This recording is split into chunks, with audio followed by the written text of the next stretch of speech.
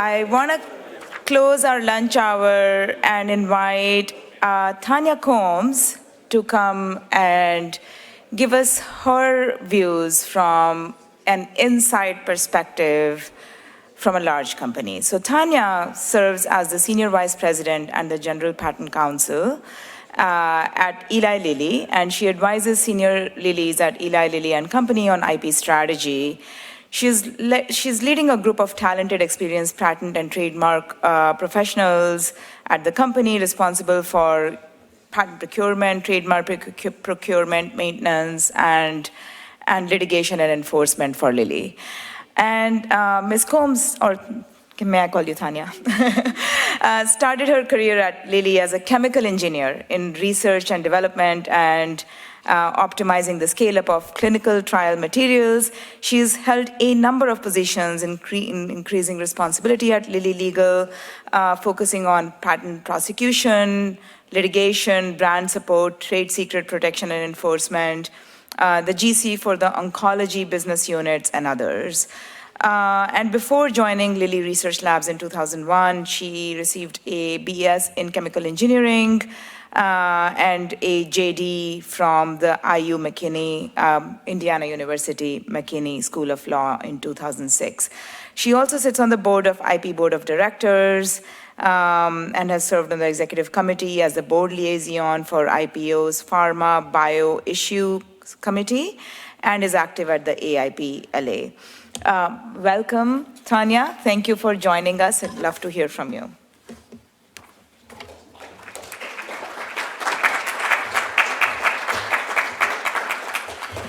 Thank you so much for that warm introduction. It may be longer than my remarks. It's truly an honor to be here with you today to talk about such an important topic. As mentioned, I'm General Patent Counsel for Eli Lilly and Company, where for nearly 150 years, our purpose has been dedicated to creating new medicines that make life better for people around the world. We've seen and heard this morning about some amazing advances in science that have brought greater understanding to the root causes of disease and accelerated the pace of biopharmaceutical innovation. From RNA technology to the curative power of gene therapy to GLP-1/GIP receptor agonists that treat obesity and potentially many more diseases, innovation has transformed the way we treat some of our greatest health challenges and has changed lives for the better. And to help further that, in 2023 alone, Lilly invested $9.3 billion in research and development dedicated towards finding solutions to treat disease. Unfortunately, as the pace of innovation has accelerated, so too have the headwinds that work against it. As some in this room know very well, bringing new medicines to patients often involves multiple failures over decades and costs $2.6 to $2.8 billion in investment to discover, develop, and commercialize new medicines at a global scale. Financing the high-risk, high-failure, and years-long endeavor of bringing new medicines to patients requires the incentives that robust intellectual property protection brings. In addition to incentivizing innovation, effective protection facilitates collaboration and enables partnerships that advance a shared goal of improving patient lives. We heard some great examples of that this morning. Specifically, IP rights serve as a mechanism for facilitating collaborative discussion and research. They bring together parties whose shared experience and expertise can address a medical challenge possibly more effectively and possibly faster than either party alone. Importantly, fair and predictable IP protection also provides the legal certainty necessary for collaborators to freely share technology without comprising ability to continue to invest in future innovation. Detractors of the pharmaceutical industry will argue that the current IP system favors innovators too much, delays generics and biosimilars, and leads to higher drug prices. As a result of this false premise, policymakers and governments around the world have implemented or are proposing policies that weaken IP protection in the name of affordability and patient access. For example, in the United States, the Inflation Reduction Act essentially reduces the effective protection for small molecules. We're seeing the impact of that policy as biotech firms shift focus away from oncology research, where small molecule therapeutics play a particularly important role. However, at Lilly, we don't believe a trade-off between innovation and affordability must be made. We believe America can and should aspire to a system that incentivizes both world-leading innovation and affordable costs for patients. As Hamal said this morning, predictable, fair, and robust patent protection is the foundation for delivering affordable medicine to patients. It improves patient access to new treatments over time by providing the pipeline for biosimilars and generics, a dynamic critical for sustainable healthcare systems in a resource-constrained world. Because of the limited duration of patent protections, expiration of those facilitate the shift to generics and biosimilars, creating financial savings for patients and budgetary headroom for healthcare systems, allowing them to expand access to treatments, including to new medicines. In fact, today, 90% of all prescriptions are written for generics, which have reduced patients' medical costs significantly, by some estimates as much as 39 to 95%. When patent protection ends, we welcome generics entering the market, but without the right IP policies in place, biopharmaceutical innovation simply isn't possible. So when we think about IP policy reform, we must ensure policies move toward a sustainable innovation ecosystem that does two things: both promotes a robust pipeline of innovative medicine and reliably drives entry of biosimilars and generics. Balancing these goals requires a reliable period of exclusivity for innovators, followed by reliable and well-utilized approval pathways for generics and biosimilars once that protection ends. The Biologics Price Competition and Innovation Act, or BPCIA, and Hatch-Waxman are examples of critical frameworks that strive to achieve this balance in addition to fostering transparency and predictability. Factual misrepresentations in the rare but often cited instances of gamesmanship threaten to undermine these frameworks' intent and enduring success. As an example, Lilly's most commonly used insulin, Humalog, has been off patent for more than a decade.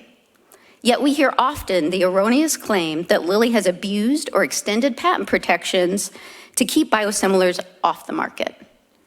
We welcome follow-ons so that as an innovator, we can focus on developing new medicines. And with appropriate IP incentives, this is how biopharmaceutical innovation ecosystems should work.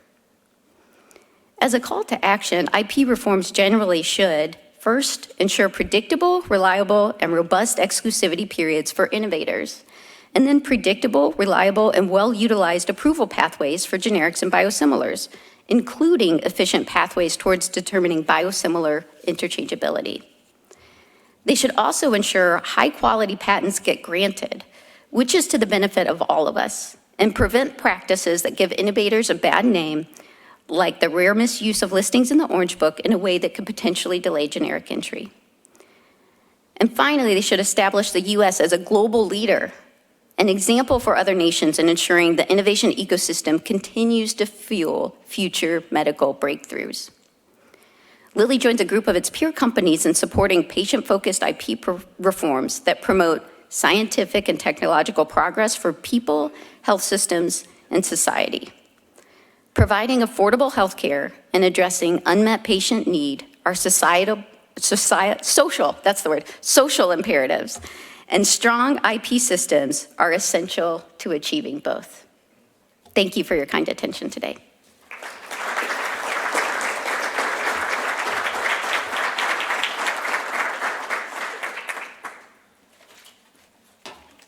Thank you so much, Tanya. I would like to invite my co-panelists for the panel on intellectual property and AI with me. So I'll be moderating this, and I don't think I shared this, but I'm also a vice president at Cornerstone Research, where I serve as an economic expert on IP and technology issues, so focusing on IP and AI issues in one of them. And my co-panelists here are Andre Iancu, who you've all heard about this morning. He is a partner at Sullivan & Cromwell and also a senior advisor at CSIS. co-founder of the Renewing American Innovation Project. And previously, he was the Undersecretary of Commerce for IP and Director of the USPTO. And Andre has taught patent law at UCLA earlier in his career. And I didn't know, Andre, you were also an engineer at USE. So another engineer on the panel. And then I'm joined with Francesca Ferrari. She's a professor of civil procedure at the University of Insubria in Italy. And she has extensive academic background, having served as visiting scholar at Harvard Law School and Maastricht University. So she's been publishing quite a bit on some of these AI and IP issues. And then I have with me Harold Furchtgott-Roth, and Harold is a senior fellow at Hudson Institute. And he had founded the Center for Economics of the Internet and co-founded the Forum for IP. And he's an adjunct professor of law at Brooklyn Law School. And prior to this, served as the commissioner for the FCC and chief economist for the House Committee on Commerce. Thank you all for joining me. I think it'll be, we can't really have any, can you guys hear me all right with the mic? I'm gonna transition from podium to being a panelist. So I don't think any conversation can be complete without artificial intelligence. Any conference can be complete without artificial intelligence. And AI has met IP in multiple ways in the last couple of years. And it's just kind of accelerating. There are some new developments that we should be talking about.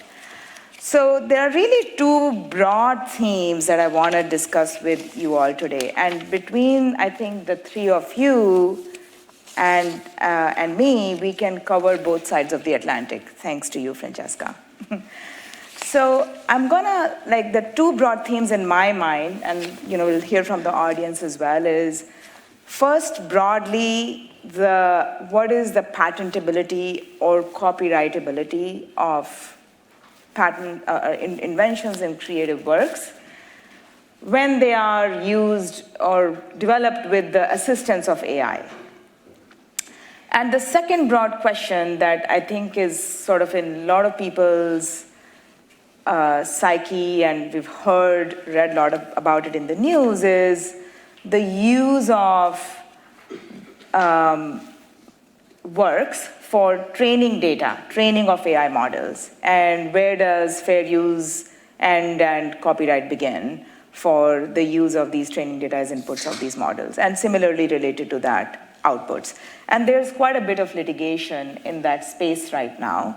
So those are kind of the two broad themes I would like us to cover in this panel. So let me just start with kind of the basic question. Andre, you can take it away, and then we'll go across the conversation. Basic question 101, can AI be an inventor or a creator under IP law right now? Can you put AI as an inventor or a creator? No. That's a simple answer? No, I know. Well, I'm a litigator. That's, at least we have clarity there. Narrowly answered in deposition,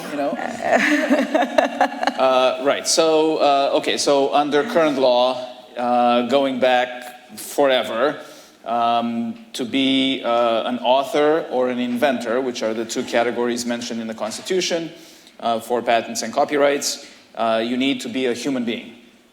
So this is clear-cut law. It's perfectly established. There's no debate about this. DABUS, as you probably know, has tried to push this issue, and both in the United States and across the world, both on patents and copyrights. And when I was at the patent office, we denied the application for the AI inventor.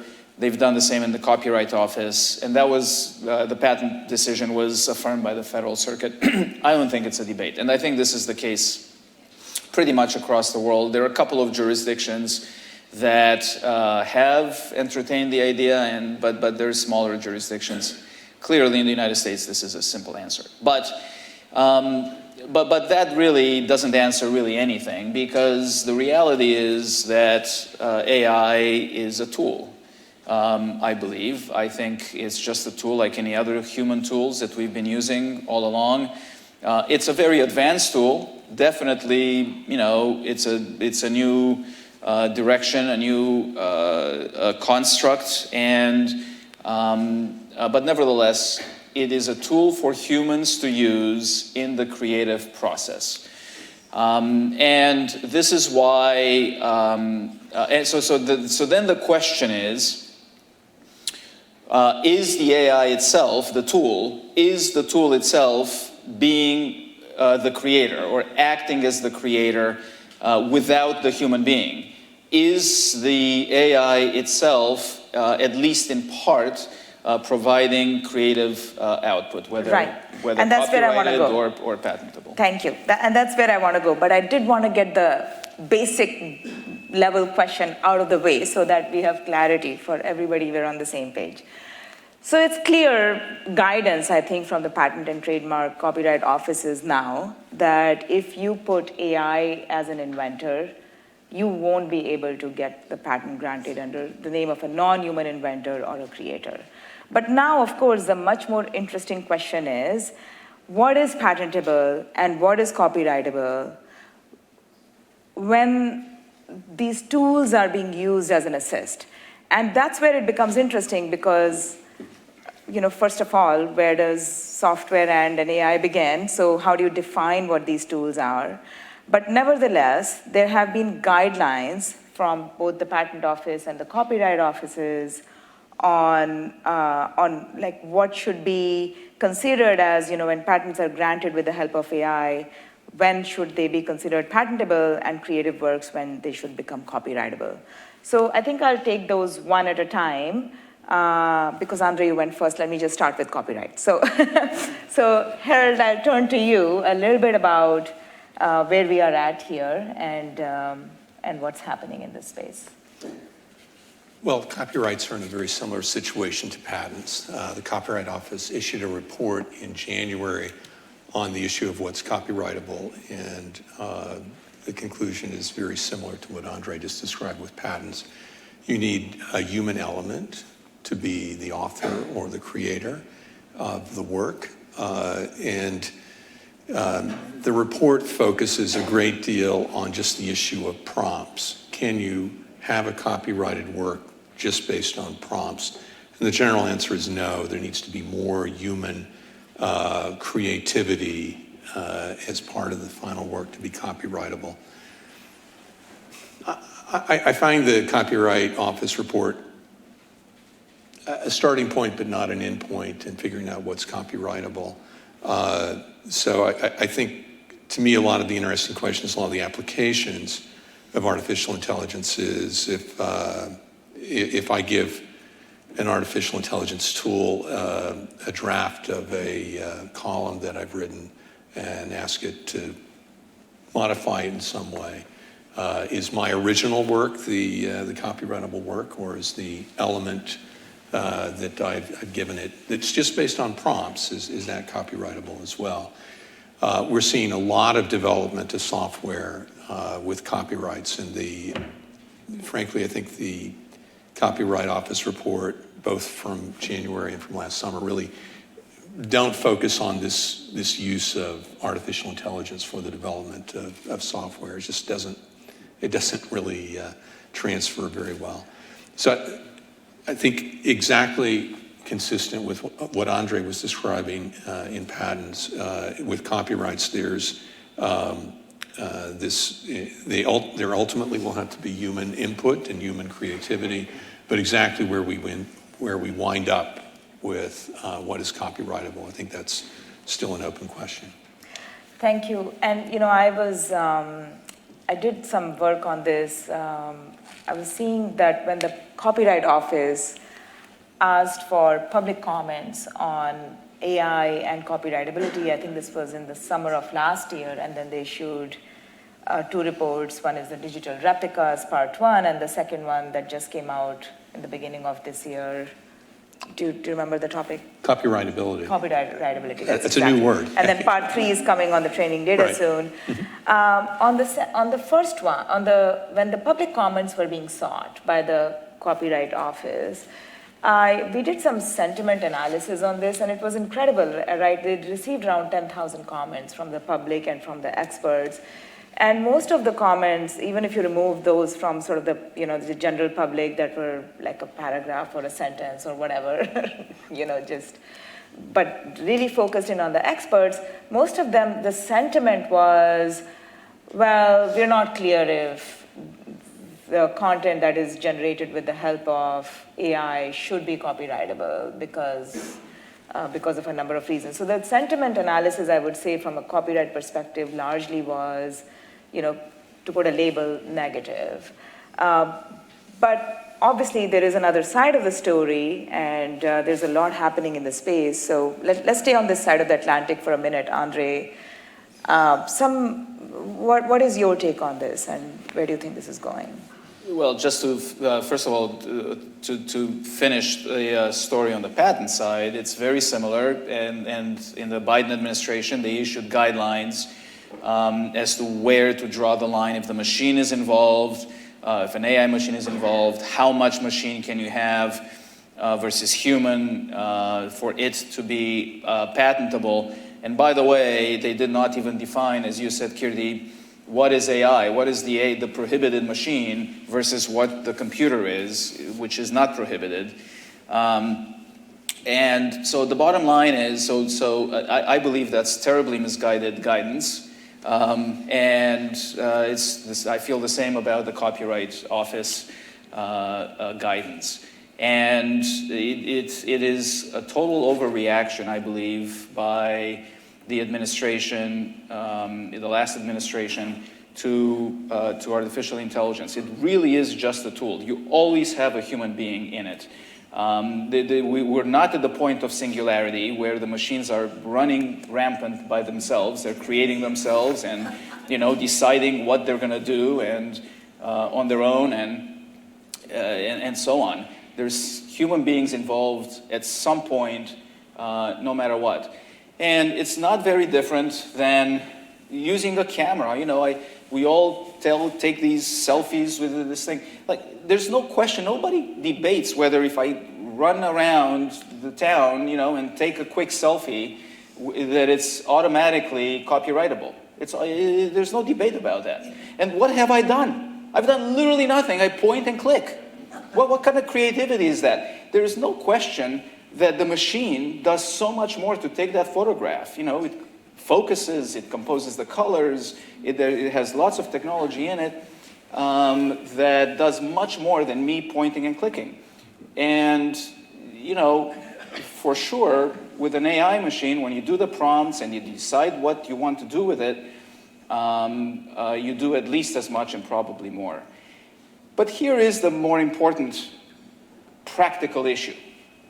The whole point of intellectual property rights is to enable commerce. Okay? It's not, we don't need to have these academic debates. They're interesting and they're fun for us, at the think tank here and whatever, in government agencies.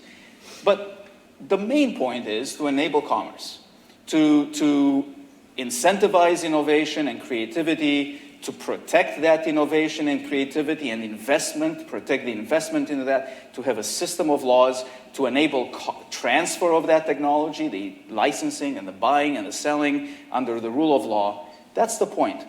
If you are telling me now that we're creating in this new area of technology a situation where we're going to have no rule of law, because for whatever reason, academically, we have decided that we're not going to protect this with the rule of law, then what have we done from a commercial point of view? Let's assume that a movie company, Disney, for example, or whoever, instead of having one photograph generated with the aid of a machine, they have a whole movie generated with the aid of a machine. And they're on the cusp of doing that. They pretty much are doing a lot of that now. What, we're going to say no protection? In what world will Disney ever invest in making that movie, and how are they going to market it?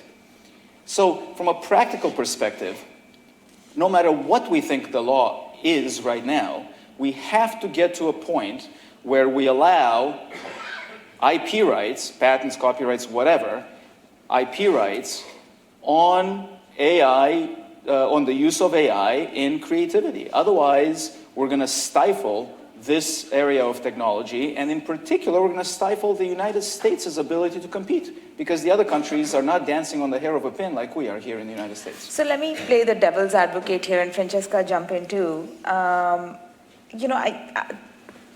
While I'm aligned with you on this, I want to understand and play the devil's advocate on this issue. So even if we agree broadly on these principles, there is a finer detail here, right? Like, it's very hard to imagine that a company like Disney comes up with a creative process of using new tools, and one of those tools is AI now, to come up with some creative works, and suddenly that work is not copyrightable.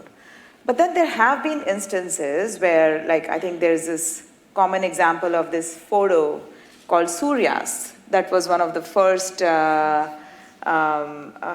think, works that was generated with the help of, it was a picture taken by a photographer, and then with a AI generated prompt, like on some kind of a Gen AI system, the photographer took that picture and translated into a style of Van Gogh, like Starry Nights. And it looks a bit like that. It's a picture that's, with some filters on it. And the Copyright Office denied it, as it often does deny other works on the grounds of not being original enough or not having the creative content enough. So isn't there a risk of the Copyright Offices around the world being bombarded by the kinds of works where they really now have to sit and make a determination, like, is this really novel and copyrightable? Like, now I can generate much more with the help of these tools. There's no question about it. I mean, we write reports about how much more productivity there is because of the AI tools. And how do they deal with that kind of bombardment? And by the way, to finish the story of this picture, the Suryast, the US Patent Office denied the copyrightability of this work, but the Canadian and the Indian Patent Office did grant that picture a copyright. So there's also this sort of national discrepancy. Andre was about to say something, but I think Francesca should have the... Francesca, you should have the floor first. What I was saying is that I do agree perfectly with what Andrea said before, because if you deny the fact that the output of generative AI can be protectable in any way, I mean, with patent, with copyright, and so on, then it's clear that you are putting a severe threat on investment, on research, on development. I mean, we said before that IP is essential for research, is essential for development, is essential for economy. If we avoid to identify any kind of IP protection on generative AI outputs, we are, I mean, in a difficult situation from an economical point of view. With respect to the other side of the Atlantic, obviously we are, as you know, Europe had the primacy of the AI legislation with the regulation, but in this regulation, while there are some relevant points with respect to training of AI models, there is nothing with respect to IP protection of AI generative outputs. We have some cases, and one of this is a case that was decided by the Municipal Court in Prague in October 2023. In this case, the plaintiff was using an AI tool to generate visual content, and this visual content was generated on the basis of a specific prompt.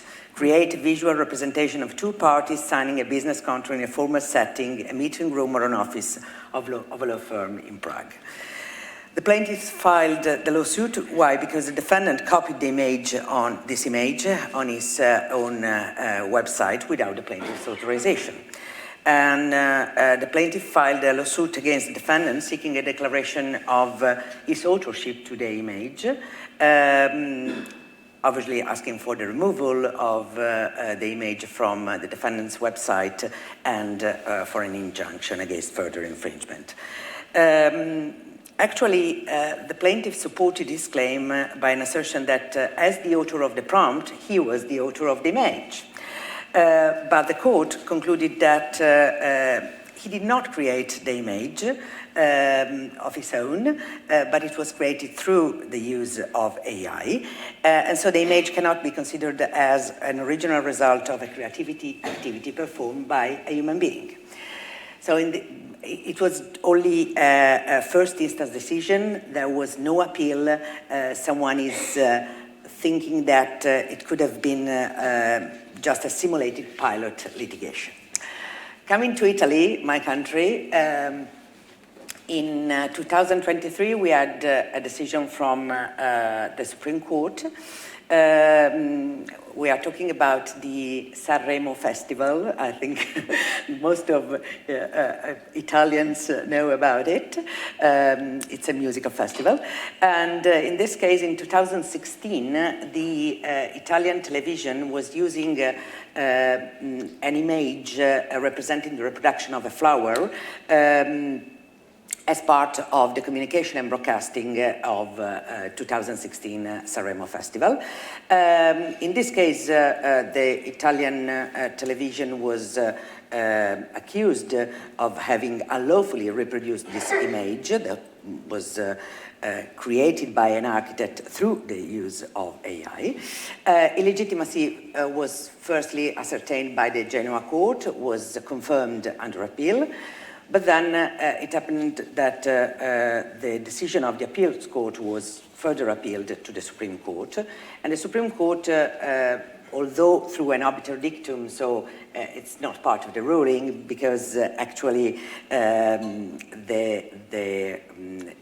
Italian television grievance was for the first time brought before the Court of Legitimacy, ruled that the use of software in the creative process of an image is certainly not sufficient to deny the creative nature of an original work, and as such use only requires a more rigorous examination of the level of creativity. This from the point of view of copyright. Then there is a case pending before England courts, in which we are talking about patentability of AI system outputs. In this case, it's pending between emotional perspection AI and the Controller General of Patents, Design and Trademarks. It revolves around the patentability of an artificial neural network, ANN. Specifically, this artificial neural network was designed to provide improved media recommendations based on emotional responses. And clearly, the relevant rule is Section 1.2 of the English Patent Act that excludes a program for a computer as such from patentability unless the program makes a technical contribution, okay?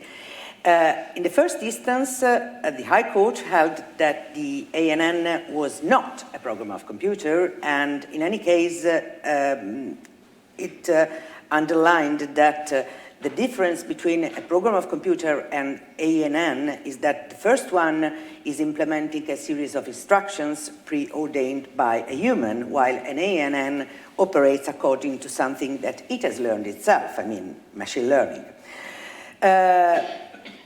Moreover, the court said that the media recommendation, so the output, sent by the ANN to the end user was a sufficient technical contribution. But the Court of Appeal disagreed and first of all said that the ANN can be defined as a computer because a computer is nothing else than a machine which processes information, and so ANN is this. Moreover, the ANN, according to the Court of Appeal, didn't provide any technical contribution, but relies on semantic qualities, and like all computers, have applied technical criteria to create its ultimate output, but without any further technical contribution. it's clear enough that the decision of the Court of Appeals underlines a big problem. Why? Because in a certain way, what we said before, if the situation is such, then it's quite difficult to imagine IP protection, I mean, at least patent protection. In any case, on November 24, 2024, the Supreme Court granted the emotional perception permission to appeal, and an hearing should be in the next few months. So we can still hope. So we're kind of at the cusp. Yeah. But I think in the US as well, there have been many instances where a copyright has been requested for, like I gave the simplest example of Surya's, but where inventors, and I won't go into like case by case, but it's where the inventors have generated an image and a novel image for like a novel, like a book, I mean a fiction book, and a couple of other instances where they've generated like a brand new version of a painting with hundreds of prompts with Gen AI models, but sophisticated prompt engineering. And those applications have still been denied so far. So I think it kind of leaves me still at my original question that I was asking. Even if we can agree on the broad principles, how do we thread the needle when now the Copyright Office receives kind of this deluge of applications, and they have to make these determinations on a much broader set of incoming works because this new technology is now available? From this point of view, if I can jump in in Italy, for example, copyright is not registered. So in a certain way, the decision if something has copyright protection or not is taken by the courts. And I have also to inform you about a very recent development in Italian law. It's a project of law, still a project of law, but it has been approved by the Senate. It's a law according to which are considered protected by copyright also the works created by the aid of artificial intelligence tools, provided that the human contribution is creative, relevant, and you can provide evidence with respect to the human contribution. Harold, what do you think about this side of the Atlantic? It's a problem. Similar to Italy, the final arbiter is going to be the courts and not the Copyright Office. And similar to Italy, if I write something, I don't run to the Copyright Office to get it registered. But ultimately, the courts will decide, and the Copyright Office is influential in how the courts are going to look at these questions. Right, exactly. And there, as you say, there's going to be a deluge of cases as artificial intelligence becomes more and more commonly used, and the products of artificial intelligence become more and more clearly part of the human creative process. As Andre said, ultimately artificial intelligence is just a tool, whether the analogy is a camera or a computer or something else, that remains to be seen. But it ultimately is just a tool, and kind of making this, I think, arbitrary distinction between something that is entirely human created versus something that's human created with the assistance of artificial intelligence. I think it's a very tough line to draw.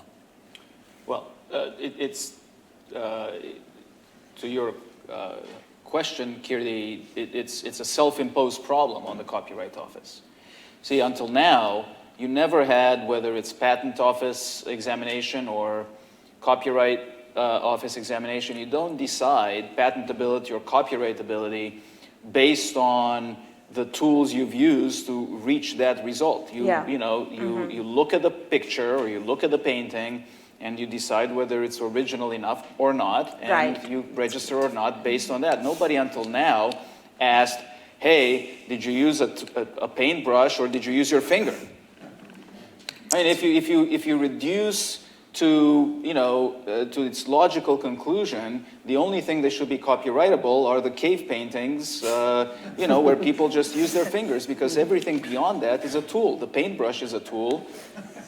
It's not human, for sure, but that's what humans do. The whole point of being a human versus an animal is that we use tools. And all of a sudden now, we are examining, for the first time, we are examining the methodology of creation as opposed to the actual creation itself. And there's been no explanation as to why we're doing this. There was no Congress that sat and debated this issue and said that this is the way you do it. You have one person at the patent office that basically decided this, a year ago, and then one person at the copyright office with public input for sure. But these are really big policy decisions that if, in fact, the United States is going to foreclose a whole area of technology from the intellectual property laws, that is a major decision that needs to be debated and decided by Congress. And it's not just a painting by Suryaast. We're talking big deal stuff. Drugs, drug development. We're now going to ask the pharmaceutical companies that invest on average over $2 billion to bring a drug to market, we're going to ask them, hey, what tools did you use in developing this? And make random decision as to where we're going to draw the line based on the type of computer and how advanced that computer was, or what kind of prompts you used. So thank you, Andre, for taking my bait, because I was kind of using the Suryaast example as a simplistic example to illustrate that point of view of, look, if you can just take a picture and embellish it a little bit, how does it become copyrightable? And your point is that, well, you judge a creation or an invention based on the standards that always existed, and be tool agnostic.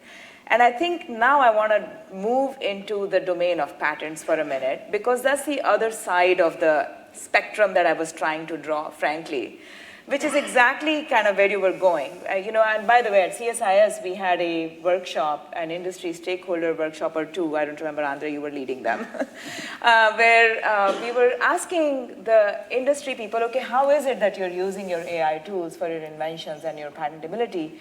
And the answers, and some of you are, I think, in the room, came, in like a deluge, yeah, we use these tools all the time, as you would expect, for complex chemicals, for pharmaceuticals, for drug discovery, for near and dear to my heart, semiconductor design, EDA equipment, and so on. It's endless. And these are extremely complex processes and technologies. So I don't know if it's even possible to kind of disentangle when AI is being used and when AI is not being used. So especially when you don't define what AI means. Right? Yeah. And I mean, there is no clear definition, because there can be. It's a moving target. Right. But look, I mean, to take my own devil's advocate position, and if you look at the PTO guidance from about a year or a year and a half ago, they give a simplistic example of where it would not be eligible for patent. So your prompt simply is to the AI machine, create an automobile axle with the following properties. That's it. And then the machine creates the axle. Okay? They said that is not human invention. You're just asking somebody else to invent. And the actual invention, what the axle, what the material composition is going to be, and dimensions, and whatever is done by the machine. Sure enough, you can envision a system that is so advanced that the human prompt is very, very small. Look, you can go to ChatGPT now and ask ChatGPT, write me a sequel to Gone with the Wind, you know, and it is capable for sure of doing it, and it's not bad. Should that be copyrightable? Putting aside, you know, issues of prior authorship and all that. I still maintain that, yes, all of that needs to be protectable by intellectual property laws, all of it. You can't make distinctions. Again, with taking a photograph with a camera, we're not making a distinction between a good photographer that, you know, spends a lot of time composing the image and using different filters, and then compare that to me taking a selfie walking on the street. We're not making those distinctions. We shouldn't make them now, because the reality is these are they're commercial instruments. We need to maintain the market for creativity, to be created, to be invested in it, and to be transferable. And for that, you need a system of laws. And I'll say one more thing. If we don't think that the current system of laws, which says you need to have a human being as a creator, if we don't think that permits protection for all these academic reasons, then we need to change the law. And what is the, like, this famous report of the US Patent Office, isn't that now rescinded because of the new executive order on AI by President Trump? So it doesn't stand today. I think the acting director has rescinded it as well, I think, like a month ago or something. So we don't have any specific guidance Yeah, on so now AI. we have no guidance, which is, you know. A good thing or a bad thing? Well, no guidance is better than bad guidance, but but they should come out with clear guidance to say everything goes or whatever. Well, Just why tell do the we public. need guidance? It's just, I mean, it's business as usual, status quo. We use the tools, and we continue to... Yeah. And eventually, look, the courts will eventually speak on this. To Harold's point, it's the same here as in Europe. The courts have not actually spoken on this specific issue yet in the United States, either on patents or copyrights. We'll see what the courts say. But it is important to note that the courts will look to what the Copyright Office has said, because they view them as the experts on copyright, even though the USPTO has a lot of copyright expertise as well. And they'll look at the PTO to give patent guidance. And they will defer to some extent to the administration, potentially. Thank you. And I mean, that's why guidance matters. So I think where we stand today, it's fair to say the Copyright Office is still coming up with, like, they have this part 1, part 2 of these reports on digital replicas, copyrightability. The Patent Office, right now, we're at this kind of level setting stage where basically we kind of want to be until we figure this out with the court's help on whatever's patentable, eligible, subject matter is the usual standards, regardless of the tools. Yeah, which, by the way, is a terrible position to be in, because imagine the patent applicant from 6 months ago who might have had his application denied, and now the guidance is rescinded. What are they supposed to do now? This is why you need legislation. You know, this is a really important area where the administration, in my view, has gone in the wrong direction, but even it's fluctuated, to say the least. So you can't have industry not know what the rules of the road are. We have to have stable rules of the road, and the only way to achieve that is with some legislation. Or at least some amendment to some existing legislation. Or some certainty. There's already certain uncertainty in the creative process. So let me move to the area where we actually do have some guidance from the courts, or at least it's emerging right now. And most of the disputes, as I mentioned, is the second part of the theme of this conversation, which is the training data. The use of training data for training, large amounts of data for training AI models. And where does fair use end and where does copyright begin? There have been several disputes in the courts, and some of them in the limelight, like the New York Times, OpenAI. I'm sure most of you in the room have heard about that in popular media. Where's and there are many others from the Authors Guild and from the Getty Images and so on. The key tenet of basically all of these lawsuits is that when the Gen AI model developing foundational model companies used a whole bunch of training data, certain copyright was violated, and then the question is whether that fell under the fair use doctrine or not. So a lot of lawsuits right now. I don't think there's any clarity on either side of the Atlantic on any of those lawsuits that are being resolved. But at the same time, there are some policy developments that are happening in real time that we should be keeping our eye on. You want to start with her, let's say, this time? I would be doing secondhand. Andre, I think you actually have closer knowledge of what might be coming down the pike. So let me refer to you on that. Well, predictions are difficult to make, especially about the future, as Yogi Berra would say. Look, so just to step back for a second. So now the question is on the reverse side, which is... Exactly. Thank you. Yes. Which is what data that is already protected, what creations that are already protected by somebody else, which of those can be used to train the AI models for them to do their work. There's a lot of debate about that, and the question is, can the AI machine ingest images or technology or information that belongs to somebody else as a matter of fair use, for example, or some other similar concepts?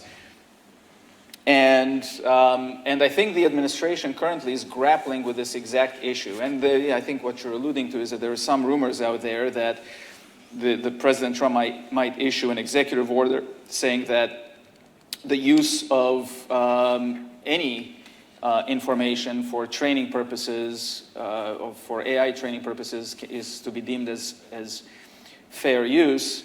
I don't know if that's true. And by the way, even if there is such an executive order, that doesn't really carry the day because, in the end, the courts will have to decide.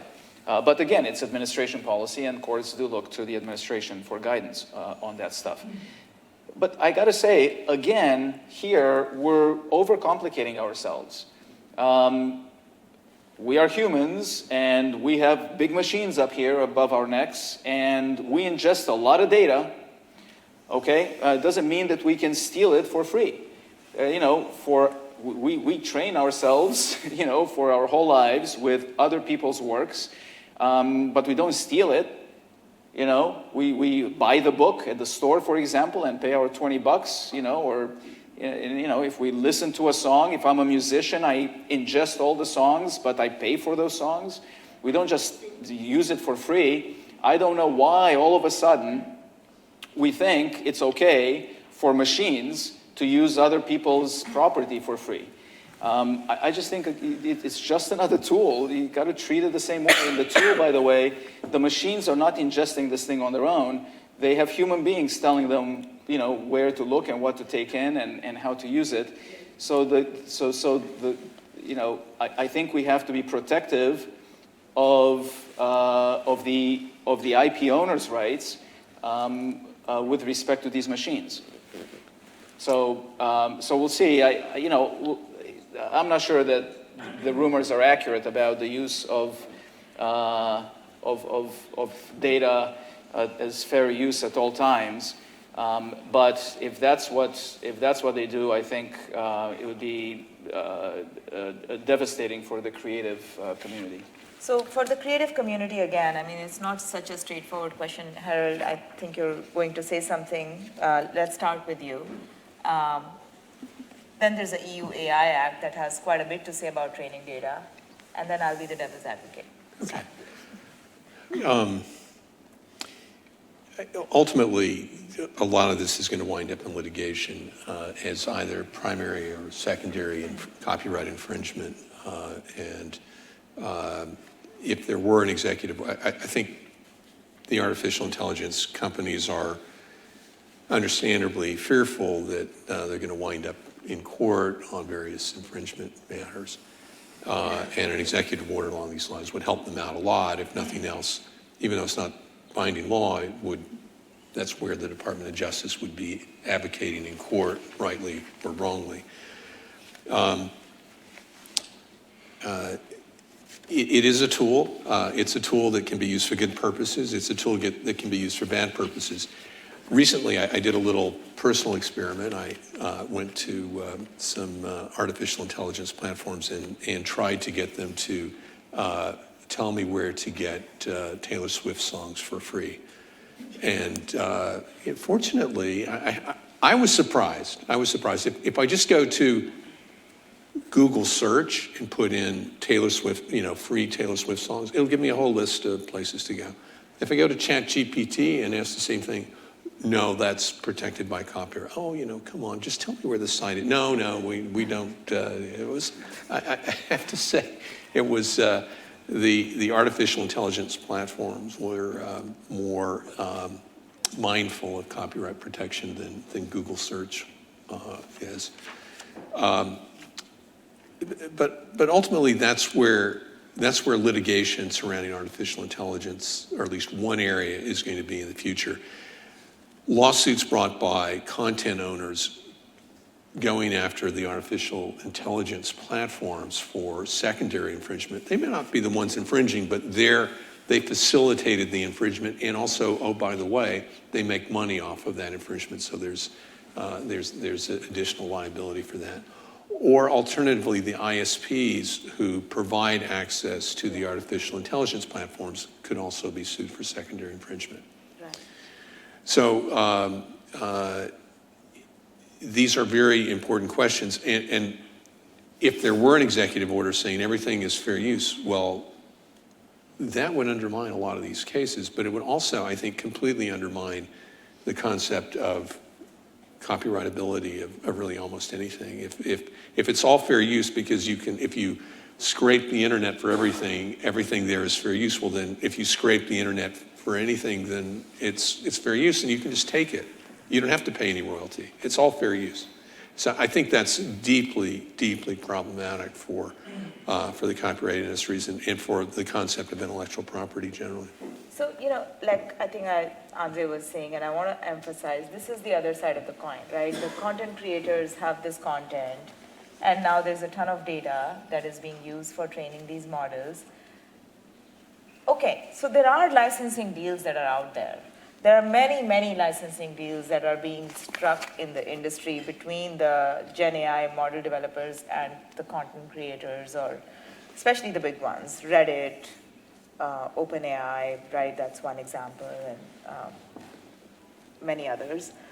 But it's still never possible for all of, you talked about licensing of this data, Andre, but there's also just ton of data, and there can be, the transaction cost is real. So right. I mean, again, my point is that we can agree on the framework, but even if we agree on the framework, there is still a complexity that needs to be resolved, and there need to be mechanisms to create a clearinghouse of the enormous amount of licensing content that needs to go through these deals. Totally agree, but the answer is not to make it all for free. You clearly, look, to step back. Frameworks, yeah.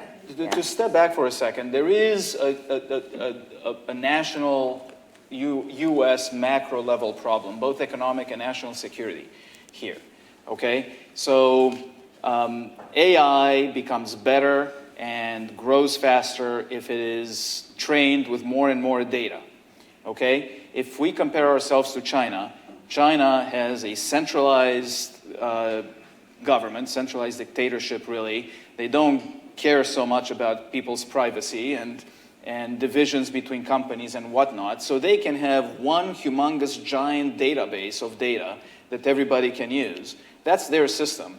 Here in the United States, we have individual companies that have the right to protect their own data, not share it, and there's a lot of segmentation. And on top of that, we care about privacy, right? And so we're very careful. So that does limit our abilities here. And the fear of administrators is that we're going to be left way behind if we're not allowing bigger and better training of our AI. Fine, I understand that. But again, the answer is not making it all free. You have to find ways, create new mechanisms for pooling the information, for using clearinghouses, and there are examples of this in other parts of the economy, right? The music industry has created a clearinghouse, you know, with ASCAP and so on. Yeah, and you know, it's not the same thing, it's different, but let's put our creative minds together to solve a real problem here, while at the same time we respect the rights of the IP owners and the creators. Because otherwise, we're going to kill the golden goose, the goose that laid the golden egg. Otherwise, we don't have the creativity in the first place. Remove the incentives for the creators in the first place. Exactly. To create the creative content. So that's I mean, I'm just pulling out these challenges because that's, you know, exactly to strike sort of this picture of these, yes, these are challenges we need to solve. And the way to solve these challenges could be like the incentive system.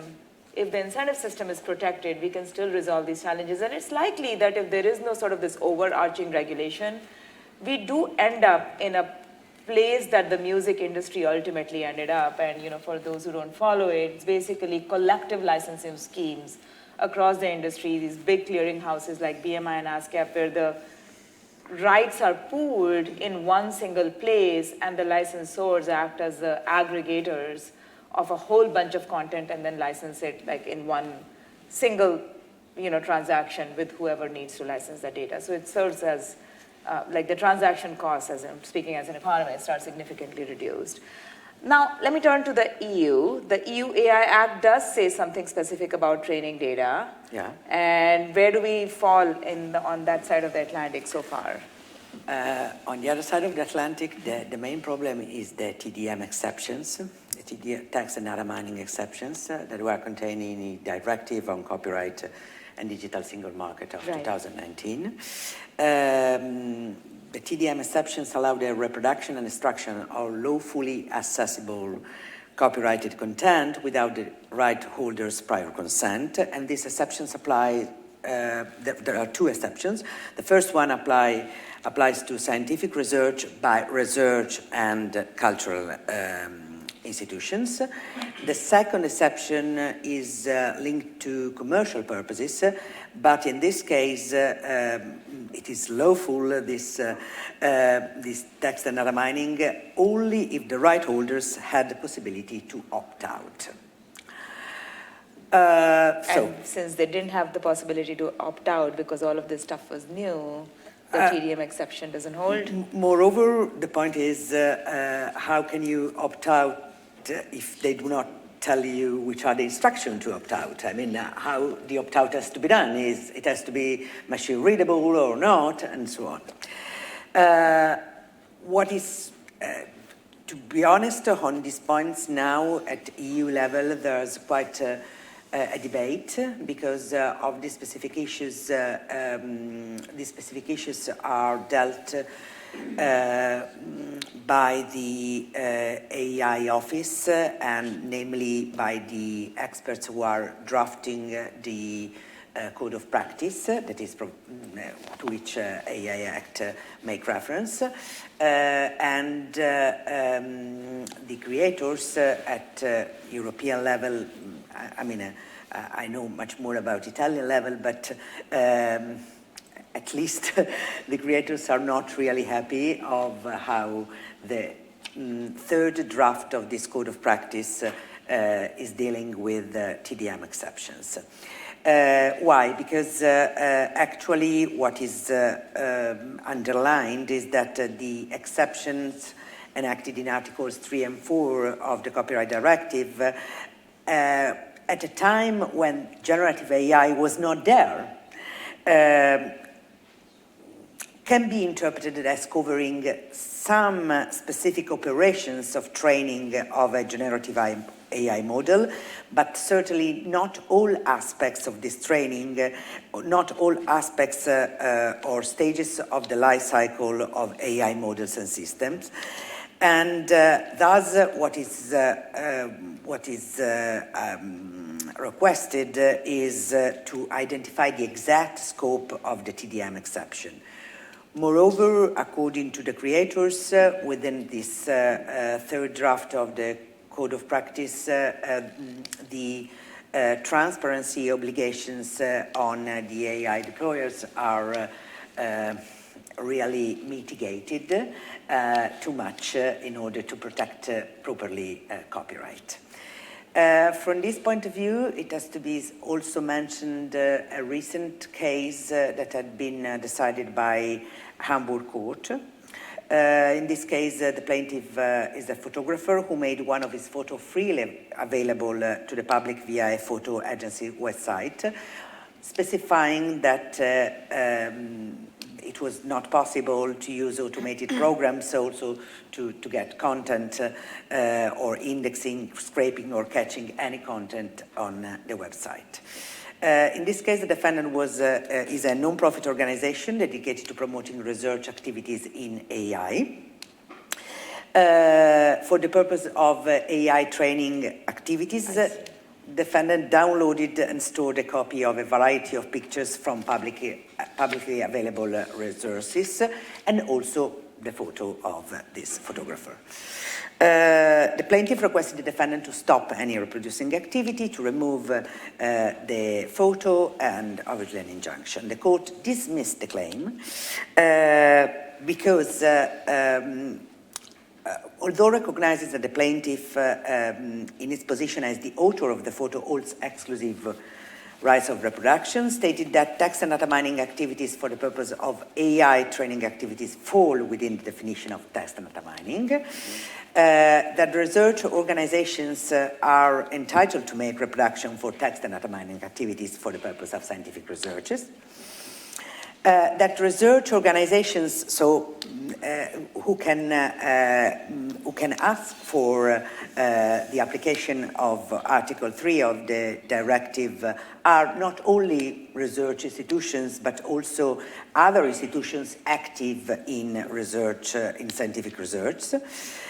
And moreover, within this judgment, it is also said that with respect to the opt-out, the opt-out can be a plain opt-out. It does not need to be machine readable.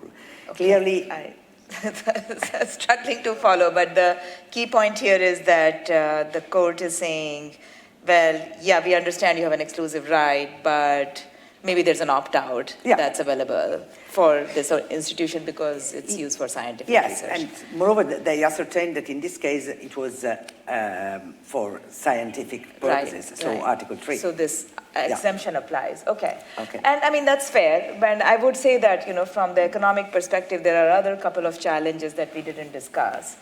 One is that it's very hard, like when trillions of tokens are being used for, creating the training data, it's really hard to determine the specific value of one input. And by the way, much like the patent world, it's kind of like it's not the same. Not every data is created equal in terms of the value of their input in the training data. And also with the enormous large amounts of training data, it's diminishing returns for every incremental input. So I just want to note that as a challenge for how the courts are grappling with this and will have to grapple with this issue. And the second is that, even if stuff is used in training data and now somebody comes and says, oh, by the way, I want you to exclude this one input from your training data, is that technically feasible? That's another challenge I think these cases are saying. So any thoughts on that before I open the comments to the floor? Someone in like Luciano Floridi was talking about machine learning. I don't know if it's an option. I don't know anything about it from a technical point of view. Certainly the idea is that as you can, it's like a reverse engineering process. So you can avoid to remove all the data that are protected by copyright or by privacy or anything like that. It seems quite difficult. One of the challenges is even if you had a marker on data as being copyright protected and to use that for training purposes, you'd have to pay a royalty or something like that. Almost pretty close to all legitimately copyrighted works that are available legitimately online. There are also countless illegitimate sites that have pirated information. And so if you're an artificial intelligence platform and you're essentially scraping the entire internet for information, you're going to be collecting both legitimate information or paying a license for that, as well as collecting illegitimate information and not paying license for that. And I don't know, that's I think a real challenge for these platforms to figure out how to deal with that. Yeah, there are these, I mean, it's fair to see that there are these interesting challenges that courts are going to have to deal with, even if we have some kind of alignment on the overall framework of protecting property rights on both sides of the coin, of the creators whose content is being used for training data and of inventors who are filing for patent and copyright applications. So I think we'll keep an eye out for those, but let me also open the floor for any discussion from the audience. And if you could please introduce yourself when you ask the question. I am Dr. Gonzalez from CIFAI, private sector. And also I have experience in IT and artificial intelligence. My question is, it seems to be that there is, I disagree in a comment that was made regarding that the USPTO is not accepted, it's challenging patents in which AI is a tool. I disagree with that because since 2022, well, actually I have patents related. In 2022, there was an explosion of patents since 2022 in AI, and there are so far 22,000 patents, and AI used it as a tool. And specifically, 40% are related to AI-driven drug discovery. And in other areas, the leaders in AI patent is IBM, Microsoft, and Google. All of them have more than 3,000 patents so far related to AI. So the point is that it is not correct to say that USPTO is a stifle innovation because it doesn't allow. If you have a good patent and you know that your invention is unrelated to any prior art, you get the patent. So, in that sense, this is my comment. And now, another question is that in regard to authors, you say, well, we have to take care of the ones that are authors which they want some money back about their inventions, but also we have to make sure that it's not just that, but also remember that when AI scraps for the internet, also scraps a lot of garbage. So we have to add one more thing there. That's the reason why it is super important to do a very high quality curation of data for every company that uses or whatever set of data, because like that slogan that is out there, garbage in, garbage out. So you have to be very careful, not just with protected, unprotected, but the garbage. So, and we know there's tons of that. Those are two comments, Thanks. But let me just paraphrase them. First of all, I'm sure you find it endearing as former director of the PTO to see some protection, some advocacy for the patent office. You want to respond? No, of course, they allow a lot of patents that use AI tools. There's no question. So if you look at the guidance that was promulgated a year or two ago, they give examples. Some examples are not eligible and some examples are eligible. And they're trying to draw this line as to how much machine was used versus how much human has been used. And if the examiners, under that guidance, determine that enough human was used, then they will allow the patent to proceed if everything else lines up, validity, novelty, obviousness, and all that. But if the examiner, under the guidance, determines that too much machine, not enough human, they won't allow the patent. So that's where the line they're trying to draw. Same thing in the Copyright Office, where the Suriest is not allowed, but many other photographs are allowed. And I just think that that is a very bad way of running an IP system. Tool-driven, as you were saying. Yeah. And I think the second point that, we have to be kind of mindful of the content that is being mined for training of this data. It's both legitimate content and sometimes content that isn't, I think pirated or not higher quality or whatever. Yeah, there's a lot of pirated material out there. Yeah, and I think what the point that I was making, like the incremental value of every unit of input varies. It varies a lot. Significantly. So yeah, I think we definitely acknowledge those points. Another question from the back. Hi, my name is Adam Khan. I'm sorry, you were name and affiliation? Adam Khan. I'm from SpaceX, but here in a personal capacity. How does the patent office actually determine whether AI was used or not? What is to prevent an inventor from submitting something that was generated using AI? And it's like maybe a second question real quick. Are we entering an age where IP may be irrelevant given the pace of AI? And should we just abolish IP and figure out how to... Great forum to ask this question.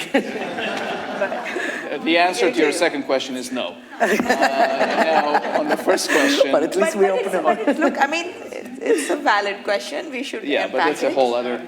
Okay, on your first question, it's a very good point. And the way that the office, under that, what I think is misguided guidance, was going to do it is it's a self-declaration. You, as the applicant, have an obligation to declare if you've used AI and how much of it you have used. Yes. Okay? So it's self-declaration. Now, nothing stops the applicant from lying, but but you're submitting something under oath, and then if you get the patent and then you want to litigate it, for sure your opponent will discover during that process that you have committed fraud on the patent office. But this is actually a real problem with the guidance. It's and to some extent you're creating a litigation trap for applicants, especially when they don't know exactly what the definition of AI is. Have I used AI or have I just used a really good computer? Because only AI you're supposed to disclose, not the rest of it. But again, it's self-policing. Yeah, that's a really good point. Now the litigation can be about, well, what is AI and how much assist did you use? But to the second question, can I take it? Like, I think about that with the broad framework of an economist. And I would say that, innovation in the economy happens with multiple mechanisms. And IP isn't the only one, intellectual property, but it is certainly one. So I think it would be foolish for us as a forum who are experts on intellectual property to say, well, intellectual property is the only way for innovation to occur. Clearly, innovation will happen in different ways in our society, even if you fully abolish the IP rights and the patent office and so on. But there will be a cost.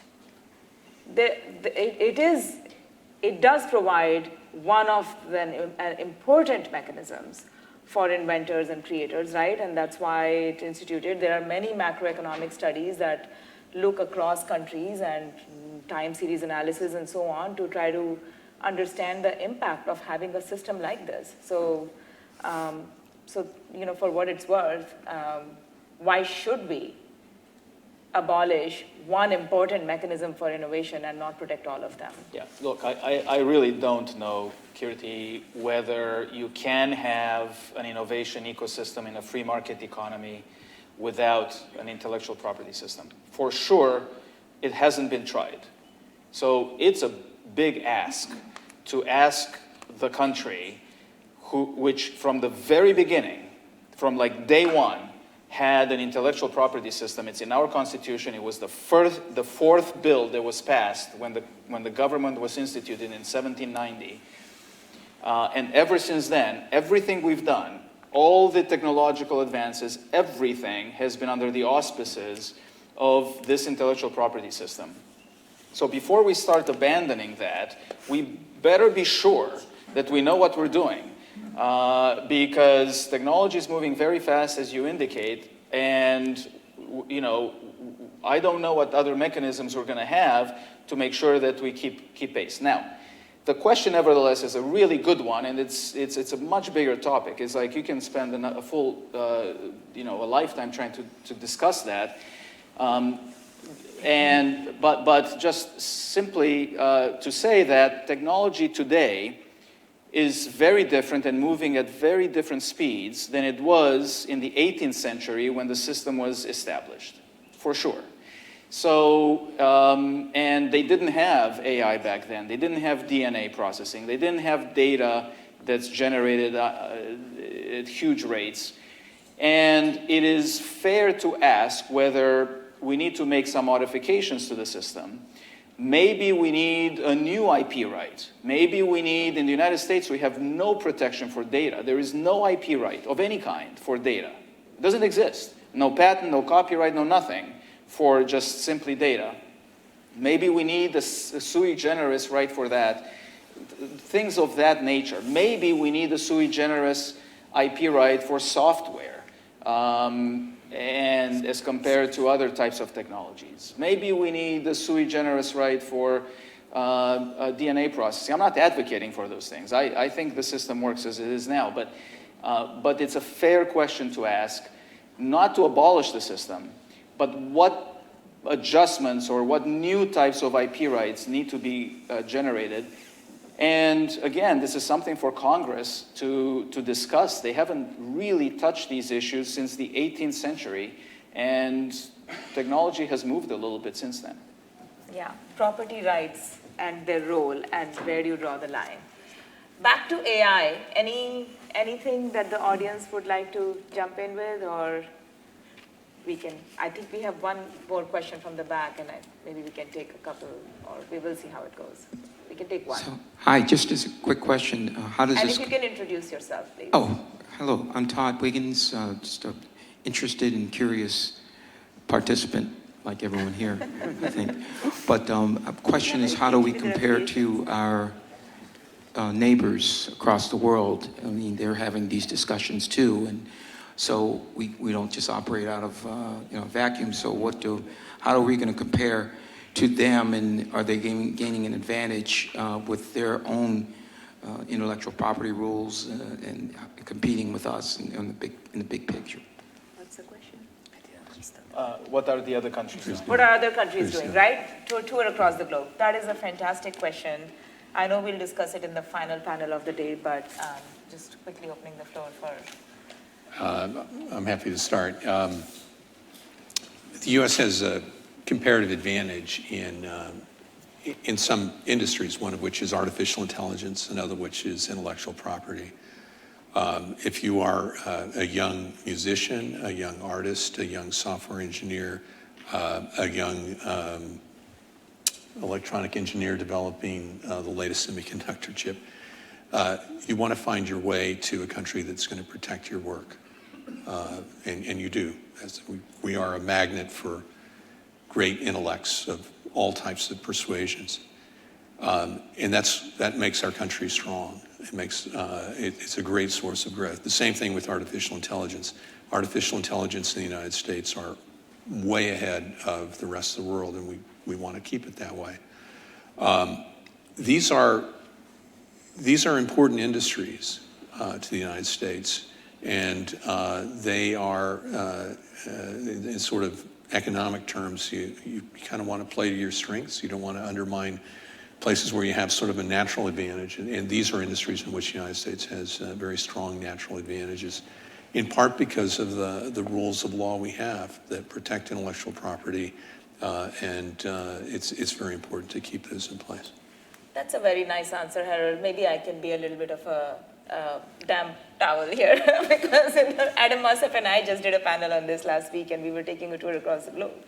And we were talking about how far the pendulum has swung in the United States for difficulty in both getting patent rights in terms of subject matter eligibility and the enforceability over the last 30 years with, difficulty in getting injunctive relief and so on. And at the same time, there's China moving very fast with, enforcement is much more, first of all, the docket is 5 times the size in terms of patent litigation.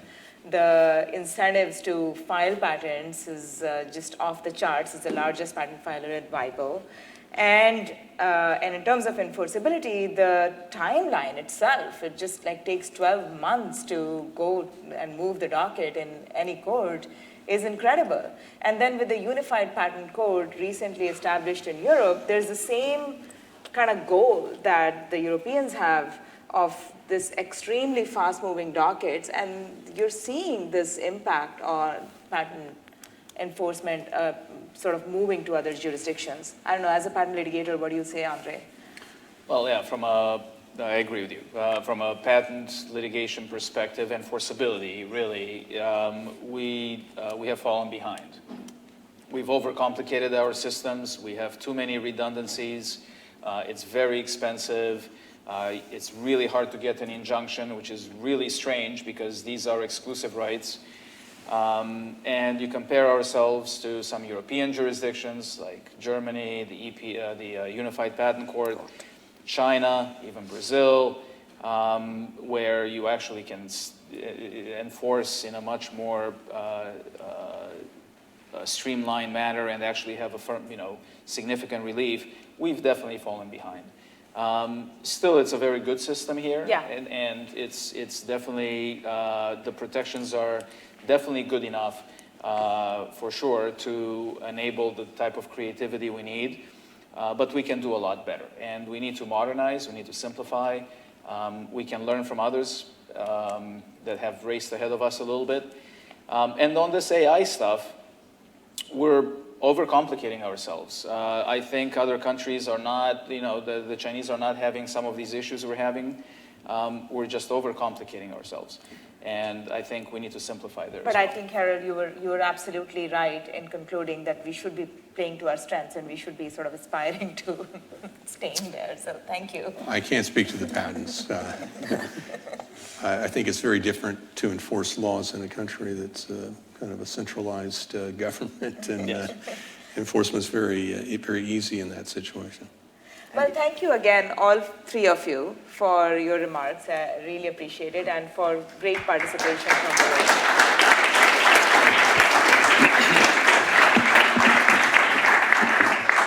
So,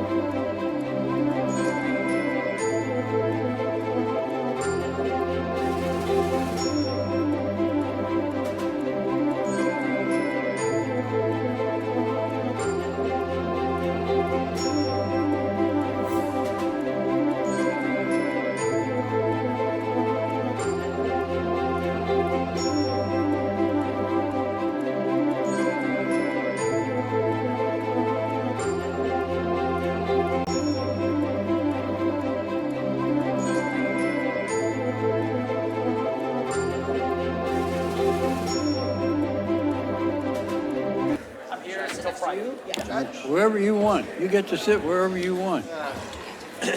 Okay. All right, let's give folks another minute as everybody walks back into the conference room from the coffee break.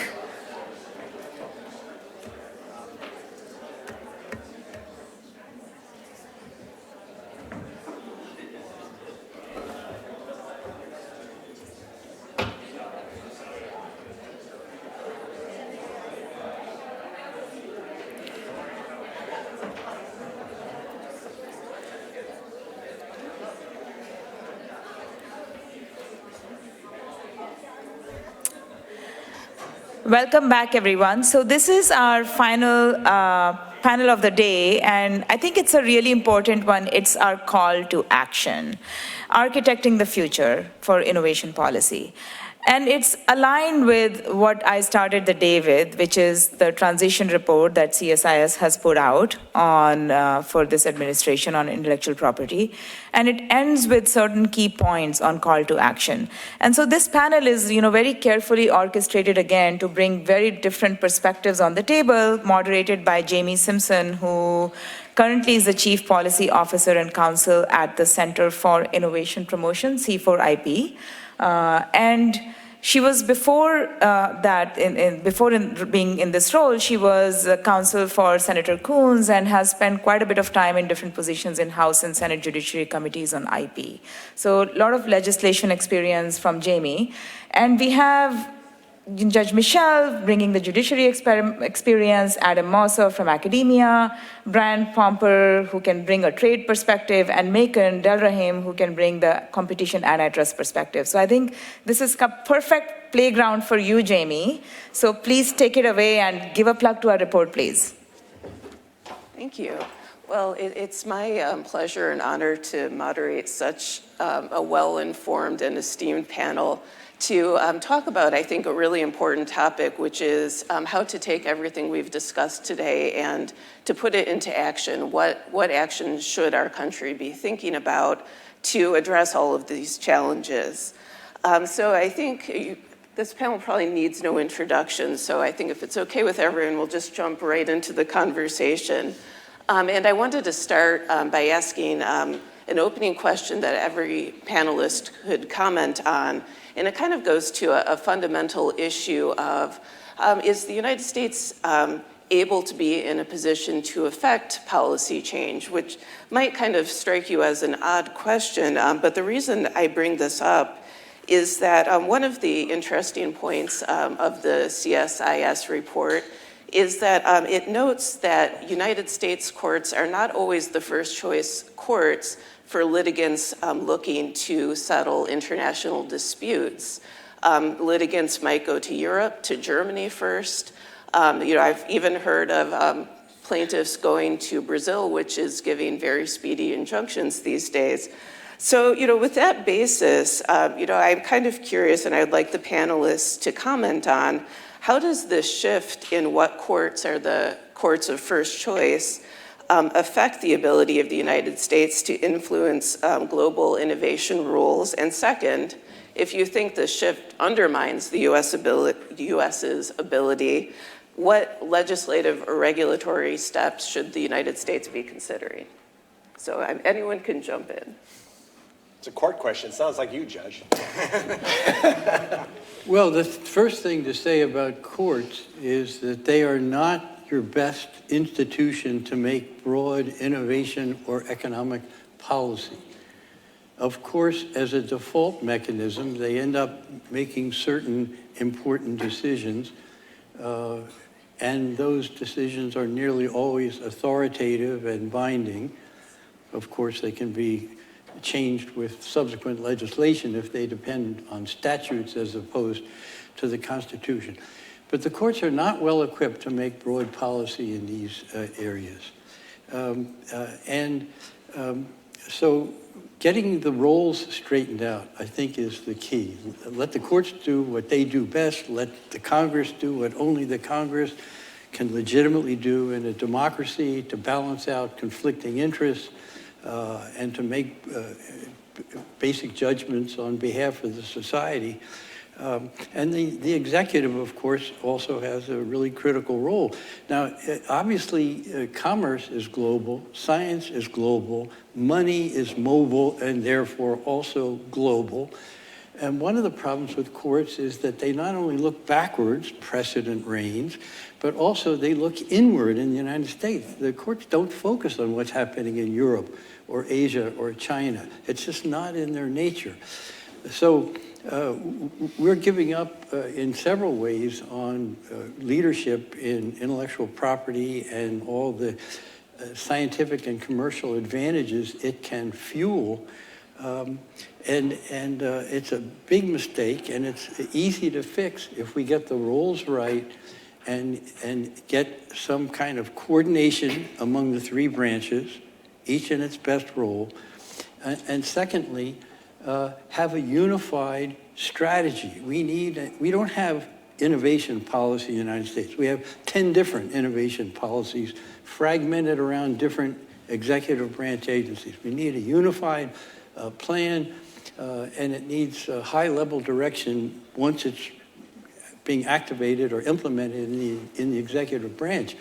Now, maybe the Secretary of Commerce, particularly in the current administration, can play that unifying quarterback role, if you will. Or maybe it needs to be also involving the National Security Council, the National Economic Council, the advisor on science and technology. I don't really know the perfect way to structure it, but we need to change what we're doing because we're basically losing the race for innovation domination to China and increasingly to Europe, and we're giving up not just the ability to influence, but the ability to prosper. Well, let me associate myself with this and just say one thing. I was introduced as a trade person, which is really I'm secretly a trade person. That was my job on the Hill. And so I've been obsessed with the tariffs that are going to be announced tomorrow. And it strikes me, the connection here is I feel like history moves in cycles, and humans are doomed to have to relearn old lessons. Yes. And so I think to myself how, and I was struck earlier when we were talking about the various things like the TRIPS waiver and march-in rights and just how innovative the United States economy is, but yet we have seen this relentless attack on the system that has allowed all of these innovations to happen, how we've been seduced by this idea, well, we need to go to the TRIPS waiver because that's going to be best for innovation, or we need to dumb down the patent system because that's going to be best for innovation. And it's almost like a tragic comedy. It sort of reminds me of the Joni Mitchell song, Big Yellow Taxi. Anybody know this? You don't know what you got till it's gone, right? And so that's how I sort of feel, that we are in this moment of having to relearn these lessons. Now, I will say, I think in the patent space I've seen, since I've been involved in it for so many years, I feel like the pendulum has sort of swung. So gradually, maybe slowly, we are sort of figuring out, Judge, what you've been saying. It's that we've kind of allowed our edge to get dulled. It's not that the United States is not going to be innovative. We'll always be really innovative. But I guess in some respects, it's kind of what kind of innovation do we have? Do we have design innovation? That's great and wonderful, but that's not fundamental science innovation. That's not going to lead to sort of these new breakthrough areas and all that sort of thing. For that, you really do need a system that channels private sector money to the most, I'd say, the riskiest of scientific innovations. And I think that's something that we've really dulled in the United States. And there are bills, and I won't bore you with them all, but there was bills in Congress, PARA, Prevail, Restore, things that have catchy names that I think will gradually sort of move the system back to where I think it needs to be. But we still may have some learning to do. Thanks. I'll jump in just to agree. But just to add also just another perspective. I think the United States is an incredible example of innovation. We want to look around the world. You have different models where actually capitalist economy allowed for that. You look at Israel, a tiny little country that has so much innovation coming out of it. And why is that? I think Judge Michel mentioned a position in the government. We don't have a coordinated innovation policy, and we have different pockets that sometimes work counter to each other rather than a coordinated innovation policy, and we'd be wise. Now, I think in this current administration, you have Michael Kratsios, who just got sworn in as the OSTP. He gets it, But innovation requires not only the brilliance of the engineers and the employees of many folks affiliated in this room, but you have patent policy, important IP policies that unfortunately the pendulum started swinging for many years. Beginning of my career, I remembered when everybody was for strong IP and it was our greatest export out of the United States. And then somehow domestic policy changed. You have antitrust and competition policy that regulates how patents are addressed. And those changes from the administrative, a lot of times, because Congress doesn't really get involved. I mean, the antitrust laws have remained more or less the same 4 lines for the past 100 years. And so it becomes the enforcement policies of the Justice Department, FTC, that have huge implications for valuations and enforcement of them. But then you have regulatory policies at the FCC or DOT or other places that direct that. And then you have tax policy, and then you have spending. Are we spending $600 billion to allocate to certain things, or $500 billion to allocate to solar or AI? This needs to be coordinated, I think, from a policy standpoint. I don't know if Congress needs to do something or the president.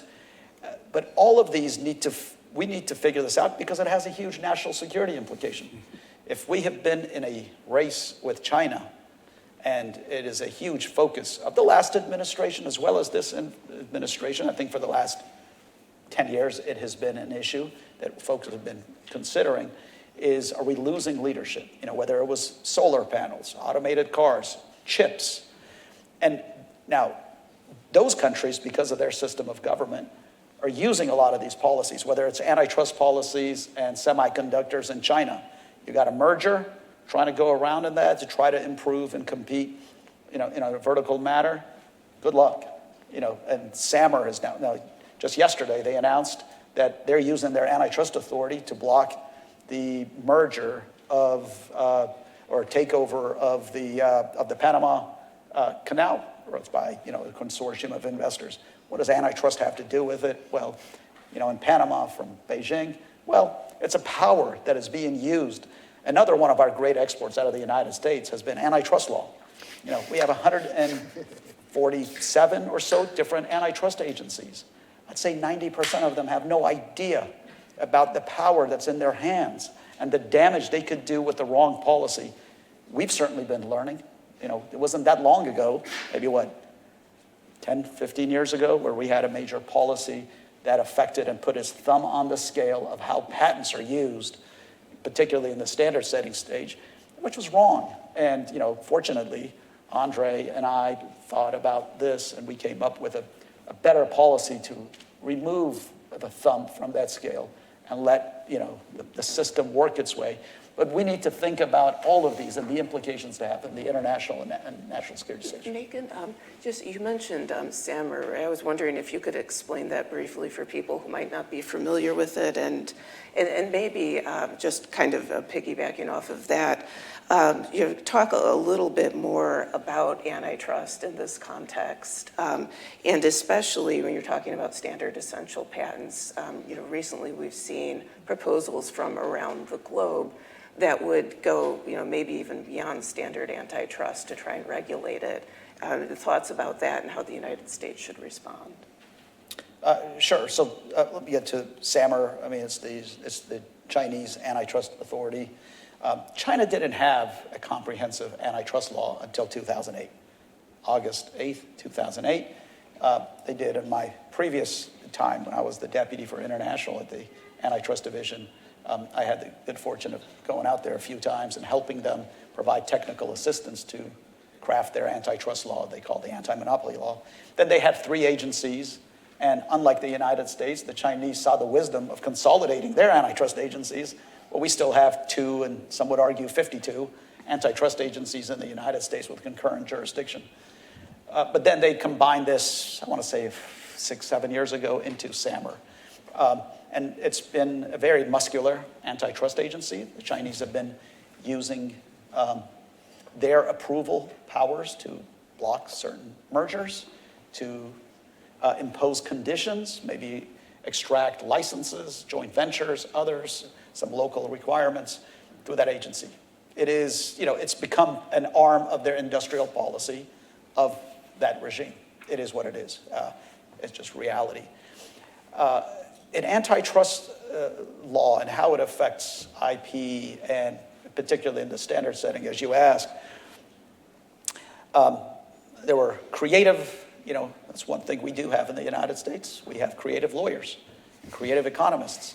People came up with different theories. Fortunately, there was some pushback, and I think we have some changes in the laws, and these are my personal views, no client of my firm's views, and to the extent they might affect them, I will disavow any association with those. But I've been pretty much an open book for 25 years on these issues. But creative laws that came in and said, just enforcing your right to exclude, somebody who you haven't licensed is a violation of Section 2 of the Sherman Act. It's a violation of the antitrust laws. The exercise of an injunctive relief is and should be. My view is that, when you're committing to a standard-setting body, it's a contractual right. If there's an anti-competitive effect of that, there's a perfect remedy, through contract law, or if you've committed a fraud on the system, it's a perfectly good remedy. In and of itself does not conjure up antitrust laws. This was one of the pillars of what we termed the new Madison approach during my tenure at the Justice Department. But things like the unilateral, unconditional refusal to license your patent. You create a patent, you don't want to license it. You have a limited time to sit on it. That's kind of the exchange with society. The fact that you're not licensing it should not be an antitrust violation. It's your right. Now, you can't agree with your competitor not to license it. That's fine. That's a Section 1 potential violation. But it can't be a violation of you not licensing it. You have just the fact that you have the right to exclude others. It's from the practice. It kind of takes it away. I never thought that was controversial. I mean, it would be like telling my 11-year-old daughter she can't drive. I didn't think that was like taking away her rights. But that was quite a controversial feat the last 20 years. And part of that is this whole view somehow that we had.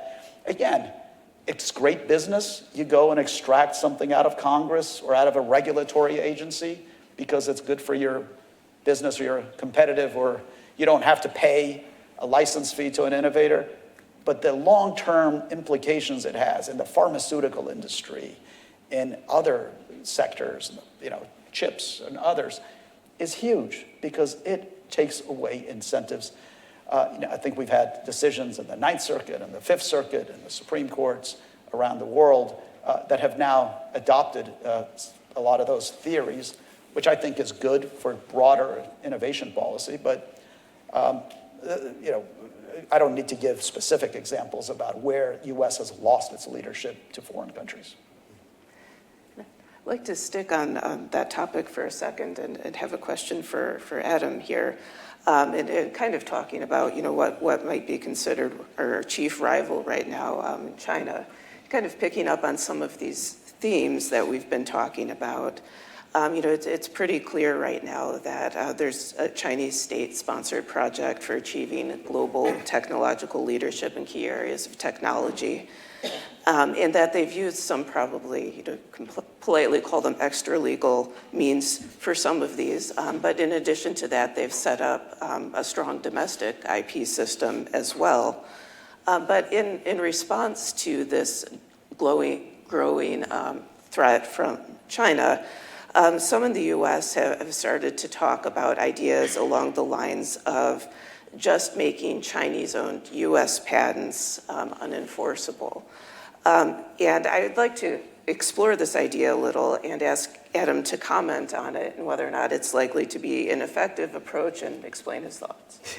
Thank you. And I appreciate, Brian, that you quoted Joni Mitchell. I mean, usually I'm the person quoting something historical that no one understands what I'm talking about. So thank you. Also shows my age.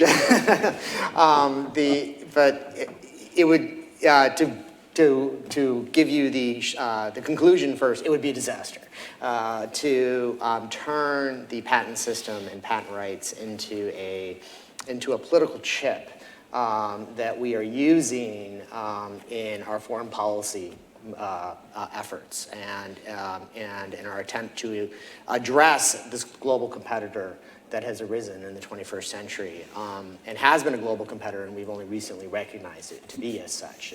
They have viewed themselves as in competition with us for a very long time, and it's only recently that I think we've woken up to this. The beauty of our patent system is it's something that we all now take for granted in a lot of respects, even internationally. Every aspect of our patent system, the fact that we are protecting property rights, the right to exclude that Macon described, that they are secured through courts, that they're issued by agencies that are governed by various rules, that are defined by the rule of law and due process. These are all actual innovations of the United States. We actually implemented this through the founders and putting it in the Constitution, and then in the early judges and jurists in this country. And then it spread throughout the whole entire world, because by the mid-19th century, people were marveling at like this backward little country that had just broken from England 50 years later is marveling the world with the sewing machine and vulcanized rubber and the mechanized reaper and the telegraph and the repeating firearm and so many other types of innovations. And they're like, where did this come from? And people thought, okay, it's the patent. They recognized it was our patent system. These were all patented innovations and deployed in the marketplace through licensing, through franchise business models and things of this sort. And so other countries, and especially like Japan, but also Germany, and then Germany, a lot of countries copied Germany's patent system. And that's how our patent system kind of spread throughout the world and became kind of the baseline norm. And this goes to your earlier question, your opening question, right? This is how, the rule of law and due process and the functioning of our patent system as a property rights system became the norm of what we now understand as modern patents, as opposed to these kind of discretionary regulatory entitlements for purely policy reasons. And so China is as we now recognize, is in competition with us. And, a lot of people think it's kind of when they hear that China has implemented this very robust intellectual property system, courts and their patent office and a patent system modeled after our patent system from about 30 or 40 years ago. And they also hear that they're stealing our technology still, and they're confused by that, and they don't recognize that those are two parts of an integrated industrial policy. They're going to steal technologies that they haven't invented, and they're going to foster and grow their own innovation economy, because they recognize they can't succeed entirely by just continuing to take technologies from other countries and other people. They have to eventually become their own innovation economy, and you do that through providing robust IP protections. And so it would be a disaster for us then to respond to that by saying we are going to shut down our patent system to China and to other countries. It would do this for two reasons. One is that it would be, by the way, 100% ineffectual, because as Macon mentioned, the patent bargain is I get a patent and it's published, and this is what I get in exchange for my exclusive right. And so, so Americans are still getting their patents. They're still getting disclosed through our patent system. So the Chinese still have access to these technologies through the publication, just that we're no longer getting access to the Chinese inventors and innovators who are right now patenting in the United States, and those patents are being published in English, not in Chinese. And so we would then lose access, the same type of access to the disclosure of these new technologies that they're starting to create in the United States in English, because they'd only be patented in China. Second of all, that they would continue to take advantage of it. They would get the advantages of us disclosing our innovations, and they would retaliate.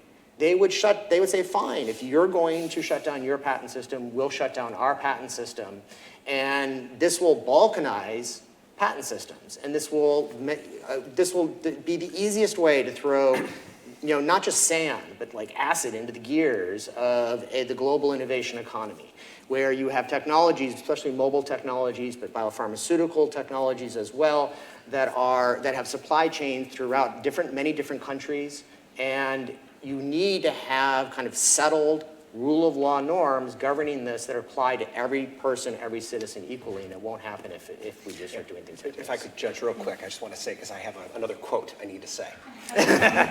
Because it brings to mind, one of my favorite authors, H.L. Mencken, for every complex problem, there's a solution that's clear, simple, and wrong. And that's what I think of this approach, right? We're all here because we care about policy, because policy matters. And I understand this desire to punish China, right? They're not treating us well. Let's get them. But it's kind of like stabbing ourselves in the knee because we're spiting China. It doesn't make any sense to me, and I hope that's not where we go. And on top of all that, barring Chinese companies from applying for and obtaining U.S. patents and enforcing them in the U.S. courts, almost certainly a treaty violation. So we would be knowingly violating a treaty that we followed for decades and whose promulgation we led. So how hypocritical would that be? To kind of follow up on that, what do you think would be better approaches to kind of addressing some of the ongoing concerns we see here? There's so many concerns, Jamie. Which ones are you? Yes. Which ones in particular? No, that is a fair point. But I think, this kind of comes from just hearing these terms kind of thrown around loosely. So, to the extent you think Chinese companies are engaging in unfair trade practices or engaging in, some forms of theft, or to the extent you think Chinese courts do respect U.S. companies have gotten patents there, can enforce them, but there's some indications that maybe the enforcement isn't as strong for foreign countries in China. What do we do about collectively all of these problems we're still seeing, if not for this kind of sledgehammer approach? Well, first of all, I think the easy answer is we run faster. It's kind of where we started. It's like, let's do a better job supporting our own innovators and our own systems so that we can beat China at the innovation game, which, by the way, we've done for, since China's founding, right? However long, 80 years. So I think that's, frankly, the better approach. It's funny, right? Like I know that President Trump likes to use tariffs, but I feel like we've tariffed China so much that that tool has now lost its edge. I mean, normally what you would say is, we'll put them on the 301 list and we'll tariff them this way and that way. And I just don't know that China, they're already kind of boxed out of the market. I'm not sure that they would care so much about that. It seems like there are two other approaches we should consider. One is our whole foreign policy apparatus could be brought to bear to try to get better treatment of Western companies in Chinese courts. And the second thing is, if individual Chinese companies can be shown to have abused our patent system, they could be singled out and they could be discriminated against lawfully. But to bar all Chinese companies, regardless of their behavior, from getting U.S. patents would be illegal and counterproductive and create endless problems for us because, of course, they're going to retaliate and then we're worse off. Yeah, I mean, look, our innovation, we do have an innovation policy, or have had an innovation policy in this country, and it was an innovation policy that relied upon reliable and effective IP rights, patents, copyrights, trade secrets. We have been the leader traditionally and historically in securing reliable and effective property rights when many other countries balked and wouldn't do it. It was true in the biotech revolution. We were the ones that stepped forward in the early 1980s and said, these are patentable inventions, while other countries said, no, we can't do this is patenting life. And this is why the biotech revolution occurs in the United States. It's why the high-tech revolution and the mobile revolution ultimately occurred in the United States, when historically other revolutions started in other countries. First, the Industrial Revolution started in England, and the pharmaceutical revolution originally started in Germany in the 19th century, and it wasn't until later that they shifted to the United States because of our IP system. And so I think, the primary focus, we can't directly control China. Right? China's going to do what China's going to do. So I think our primary focus should be keeping our own house in order and returning our system back to the system that we had, because we have spent the past 20 years eviscerating our patent rights and destabilizing this property rights regime that has been a massive spur to all of the revolutions, economic and technological, that we've had in this country and around the world. One of the I was just going to say that, I think IP rights is important, and I couldn't agree more with Adam. If we get back to our old approach on how we treated and viewed and valued, whether it's patents or copyrights, the creatives. But the other reason why U.S. has been, a hub of innovation is because of our capital system. It's the rule of law. Why do investors want to put money here? Why do they, for many years, here versus Argentina? Why do they buy our bonds versus, why do the Chinese buy U.S. bonds? It's because the certainty of it and the rights and remedies that you have for that capital markets. And the ability, why is it that so many foreign countries, companies want to be listed on the U.S. stock exchanges? Because they can raise capital there. We do a ton of capital markets work. Israeli companies, Chinese companies, others who want to be in the U.S. if they can, Saudi companies. And it is that certainty. So I think our rule of law is really important, that not every country has. And we emphasize the rule of law. We emphasize the IP, strong IP system. And that rule of law also allows for, venture capital and, the ability to risk that capital. That comes from, the other thing is that both of those need is the regulatory system. It is, securities laws and the regulations to allow for more of that risk to happen instead of conjuring up that some, SEC rules would do to limit that. But it's also the regulation of these nascent industries that come about.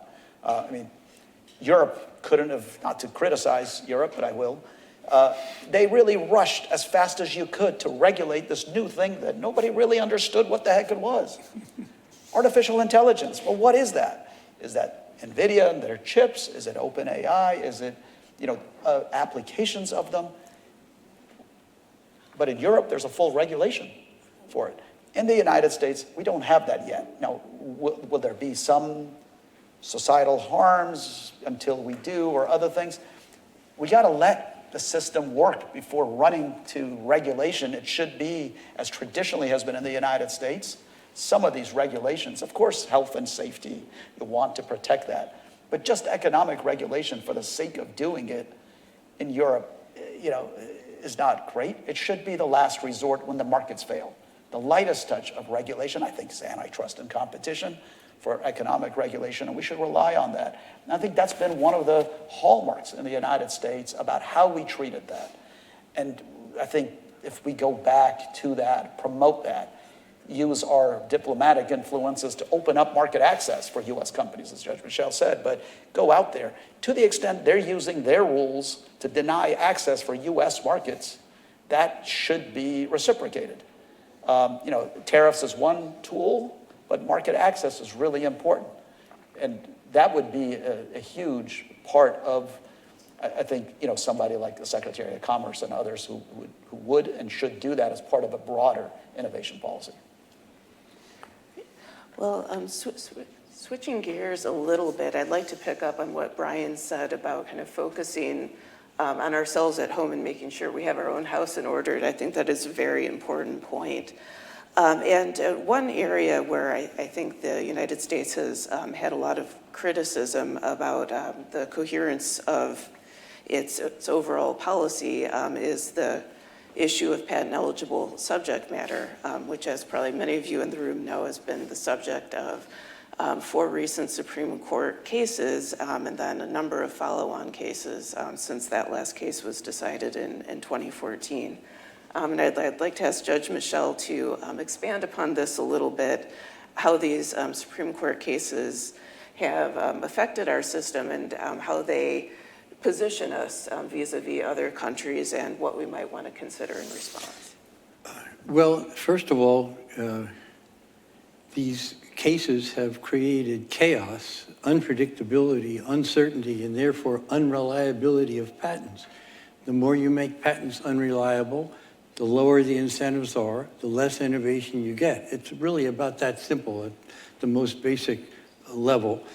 And in addition to creating uncertainty, they sharply restricted the zone of eligibility to even be considered for a patent. There are numerous other high hurdles to surmount, as people in this room know. But the first hurdle is eligibility, and the Supreme Court sharply restricted eligibility. So one result was we destroyed our whole medical diagnostic industry because the Mayo decision was understood to say practically anything diagnostic depends on a law of nature, therefore ineligible categorically. And many other technologies were also adversely affected. So uncertainty, shrinkage of the zone of eligibility, and what about globally? Well, Adam did a study, he can give you the exact numbers, but a huge number of patents found ineligible here were later found eligible in all the European countries and in major Asian jurisdictions, including China. So we really switched positions with some of our commercial rivals like Europe and our strategic rival like China. The doctrine is incoherent. The first of the four cases, of course, was Bielski, which said you can have a patent that embodies an abstract concept, but not if it's too abstract.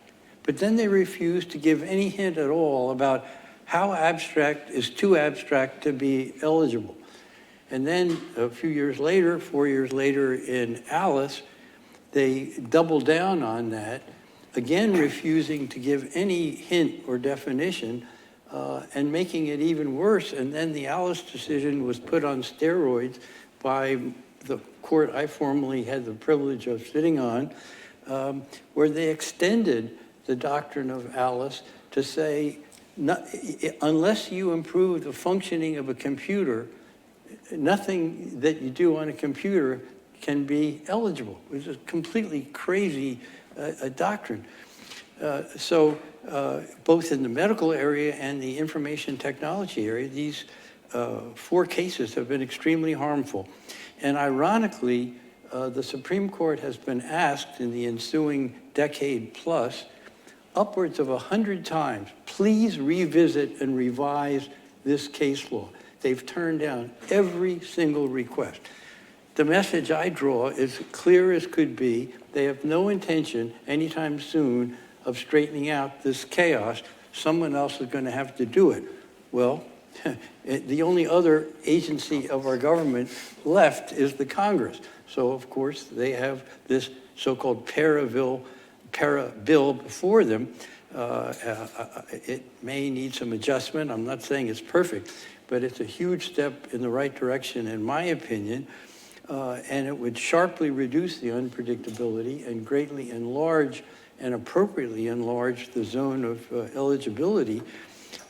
So it seems to me we can make great progress, but only if the Congress mobilizes itself to promote a solution to these problems. And when you step back and think about whether it was appropriate for the Supreme Court to even be doing this, the eligibility law is a single sentence in the first section of the patent law.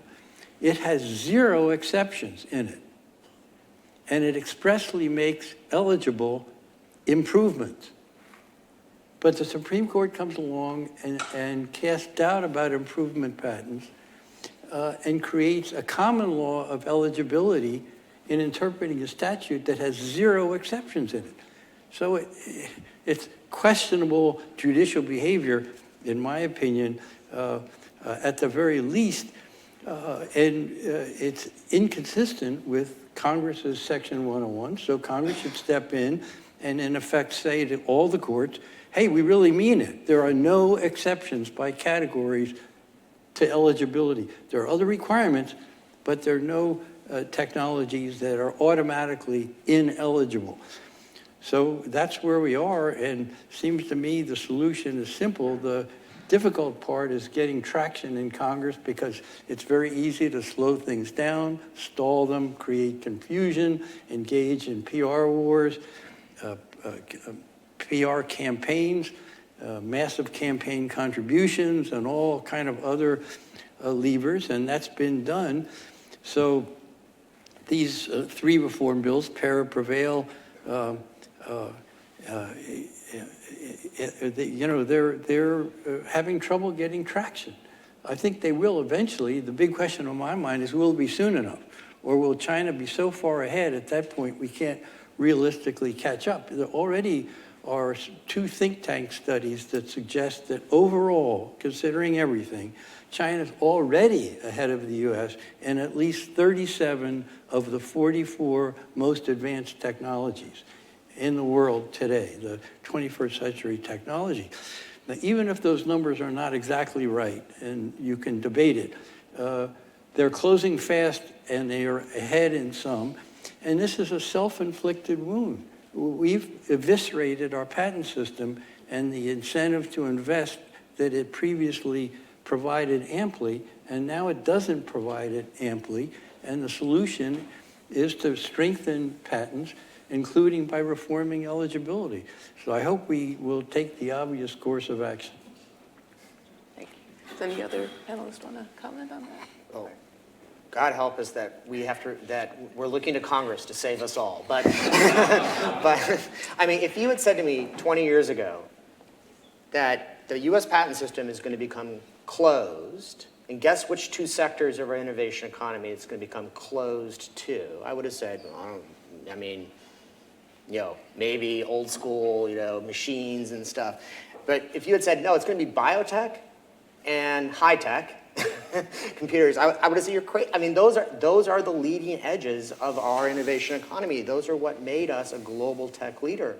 And again, to kind of historically, we were the country that said, these are new innovations 80 years ago, and we are going to protect them in our patent system because they fall within those kind of broad open categories that have been in our patent laws for over 150 years. And so, we've now constricted and closed them, which is bad enough for us just in terms of our own economic growth. But now that we're facing a global competitor like China who recognizes that it needs to grow its innovation economy, and it's creating the alternative, and so that's where the capital is going to flow. That's why we're seeing litigation and licensing activities leaving the United States and things of this sort. So what the judge said is exactly right. I mean, it's a real problem. Not just technology, but venture capital is flowing increasingly overseas. It used to be spent almost 90% here. U.S. venture capital money was almost all spent in the U.S. Now it's down from almost 90 to 50%. And a lot of U.S. venture capital money has been going not just overseas, but a lot of it to China. So we're helping to finance China overtaking us in technology with our own VC money. But money is agnostic. It's going to go where the protections are best, the incentives are highest, the rewards are biggest, the rewards are the most dependable. So it's, again, the worst kind of self-inflicted wounds. And we haven't really gotten to the third area of weakening of patent rights, of the lack of injunctions.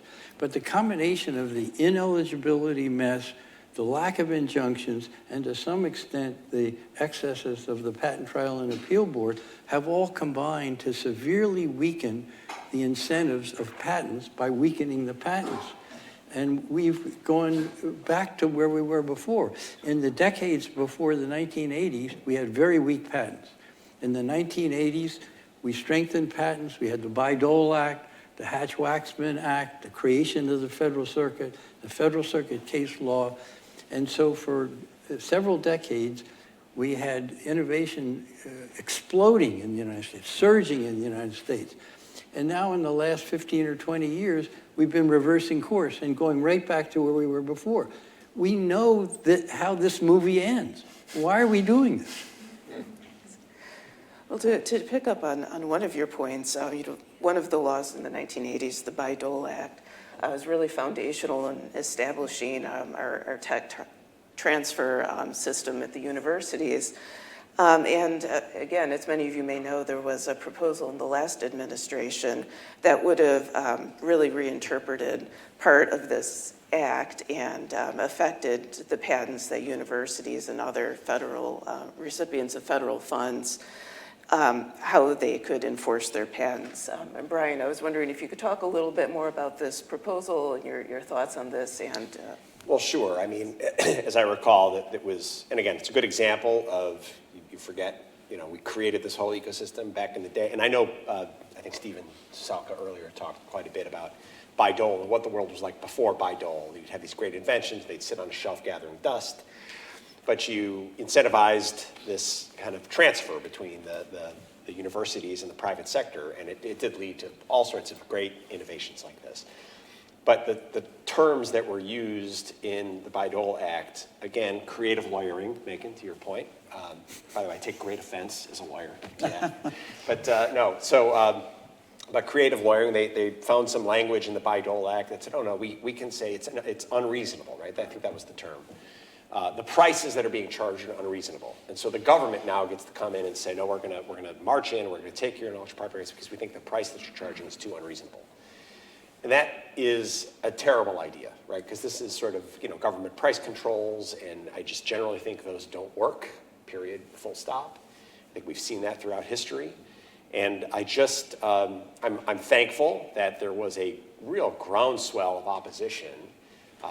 I will say, as I'm a lobbyist, right? As a lobbyist, there are few groups or interests that are more powerful in any individual state than universities. Every member of Congress loves their local university. And so when the universities start coming up and saying, oh my God, this is gonna devastate our research system and all the money that comes out. I mean, there's, my brother actually is a medical researcher. And he actually came up with a drug, a patent that deals with cancer of your prostate. Anybody hear of a medicine called Pylarify? Anyway. So this is my brother's medicine, and he was a professor at Johns Hopkins when he did it, and Johns Hopkins is making millions of dollars off of this because he was a medical researcher who came up with this, and through the tech transfer office, they license it. It's a great success story, and it's going to help tons and tons of people. But if we allow the government to say which inventions essentially get to be put on the market, and when, and where, and why, and how much, things like that may never see the light of day. So again, there was a groundswell of opposition from all these universities, and ultimately was put on the shelf.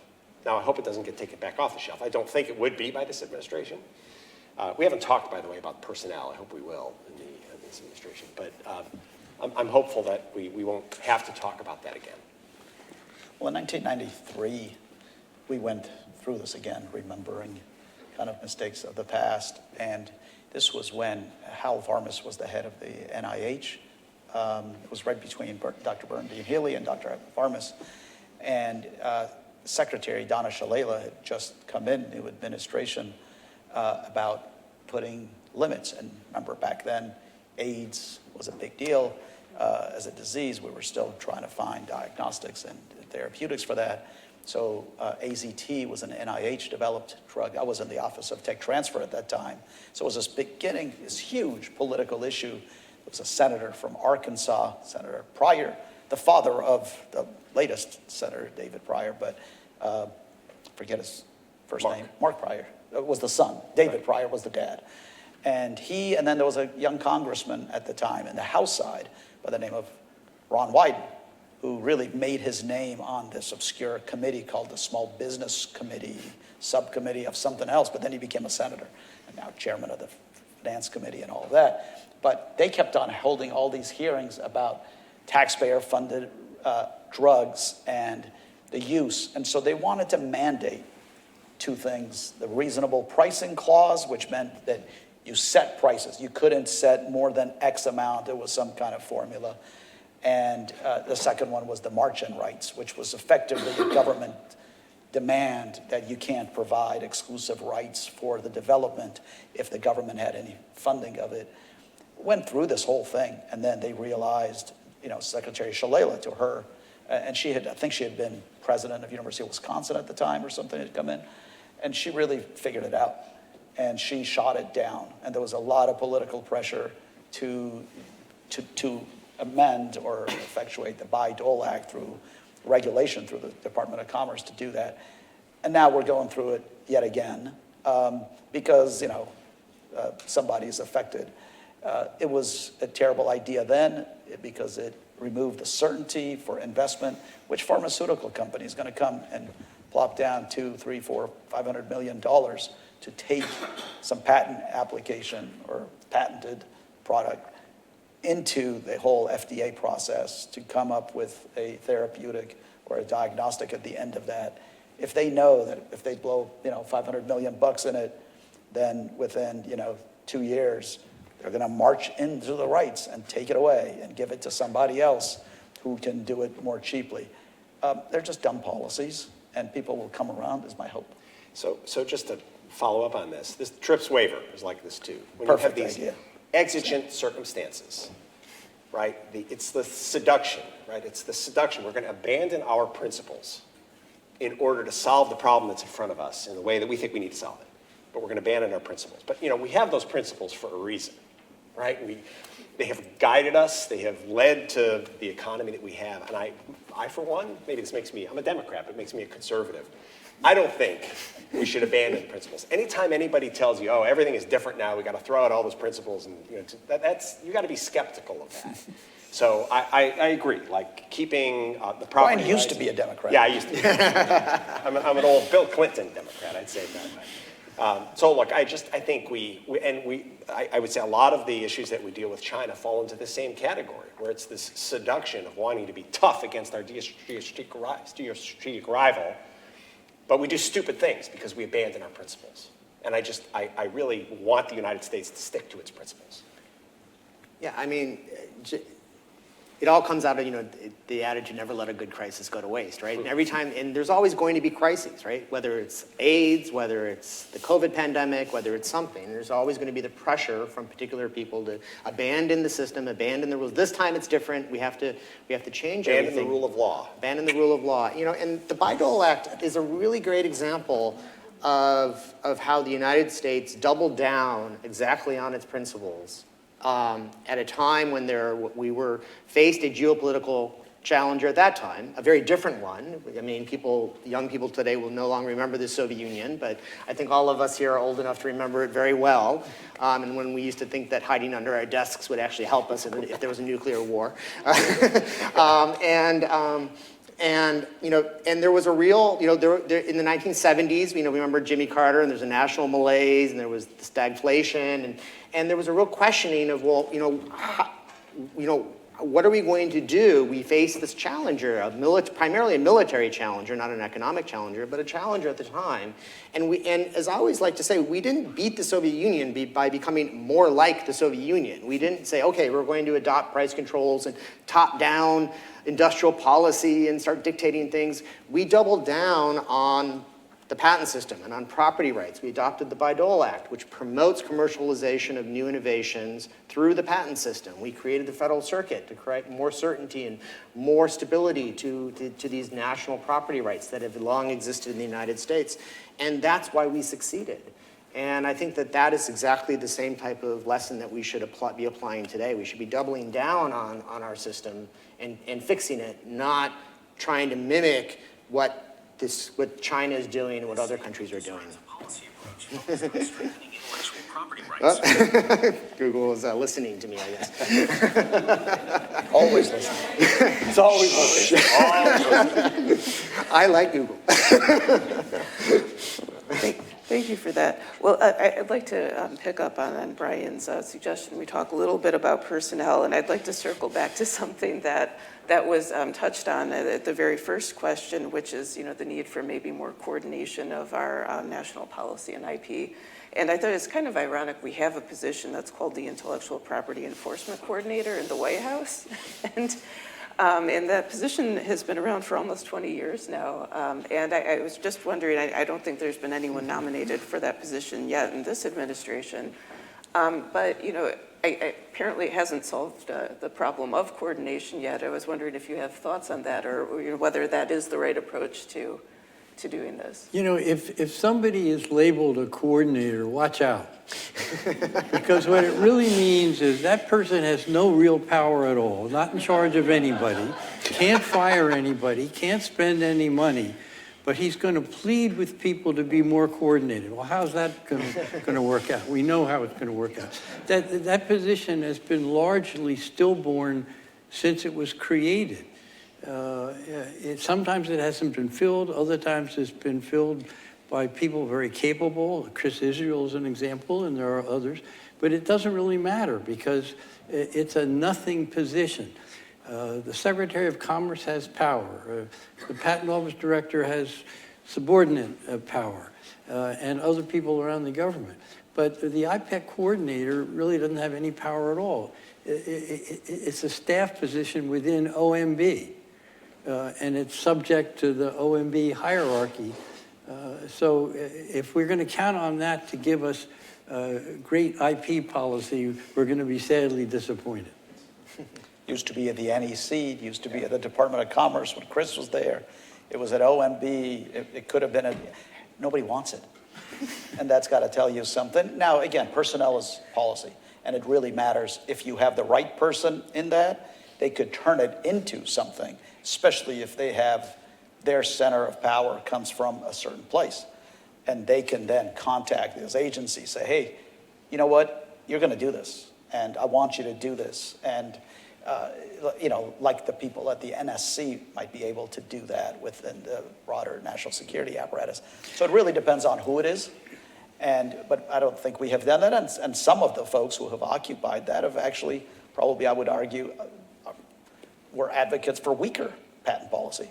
And so it really depends on who that is and how that appointment process goes, they put that in there. Yeah, who obviously matters hugely because personnel is policy, but I think it's also very important where that person is functionally plugged into the other key actors in the government. One suggestion that made sense to me was made informally that the innovation czar, I just make this up as to convey the idea, ideally should be somebody who has a high position on the National Economic Council and on the National Security Council staff, because both those things have to be fully engaged.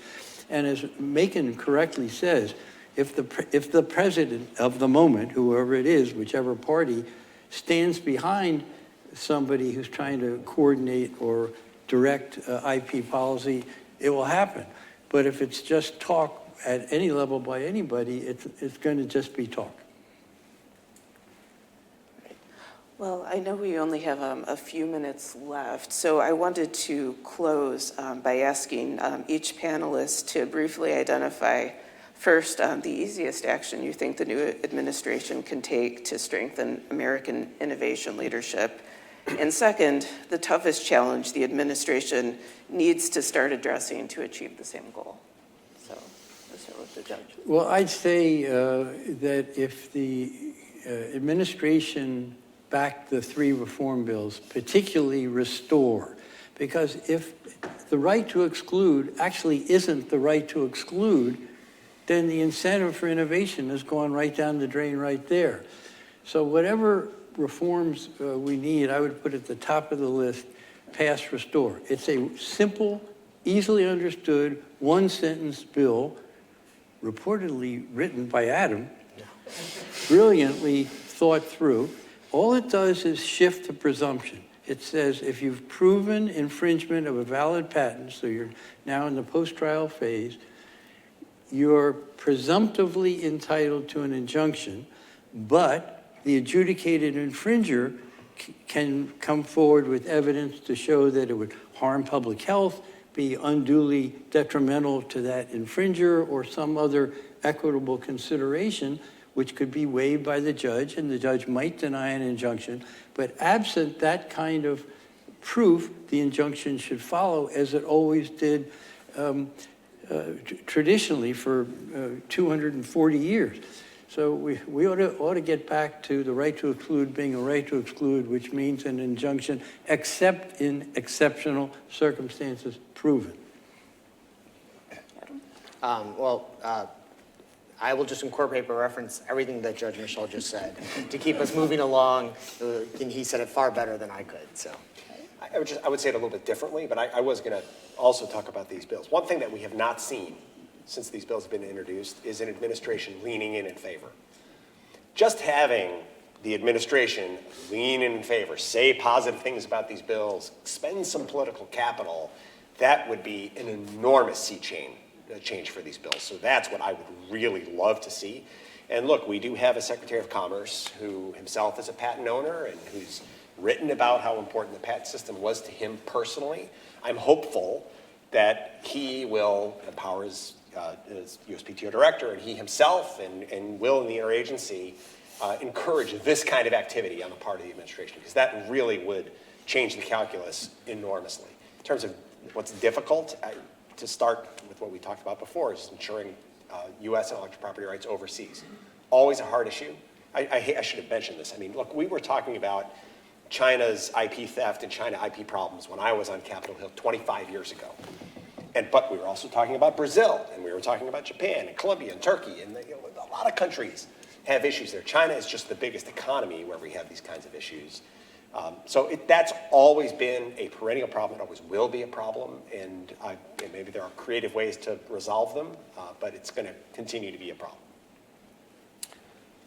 Easy things will happen when you actually try to do the hard things on principle.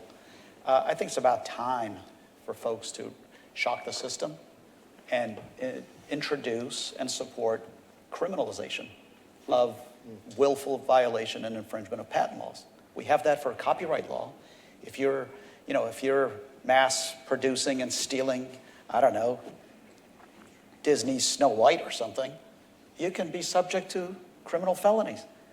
You should be subject to criminal penalties for violations of other people's intellectual property laws. That's the best way to introduce a debate of morality into the system, and then everything flows downhill from there. Thank you. Well, I'd like to thank our panel. This is a great conversation, and yeah, a lot for us to do.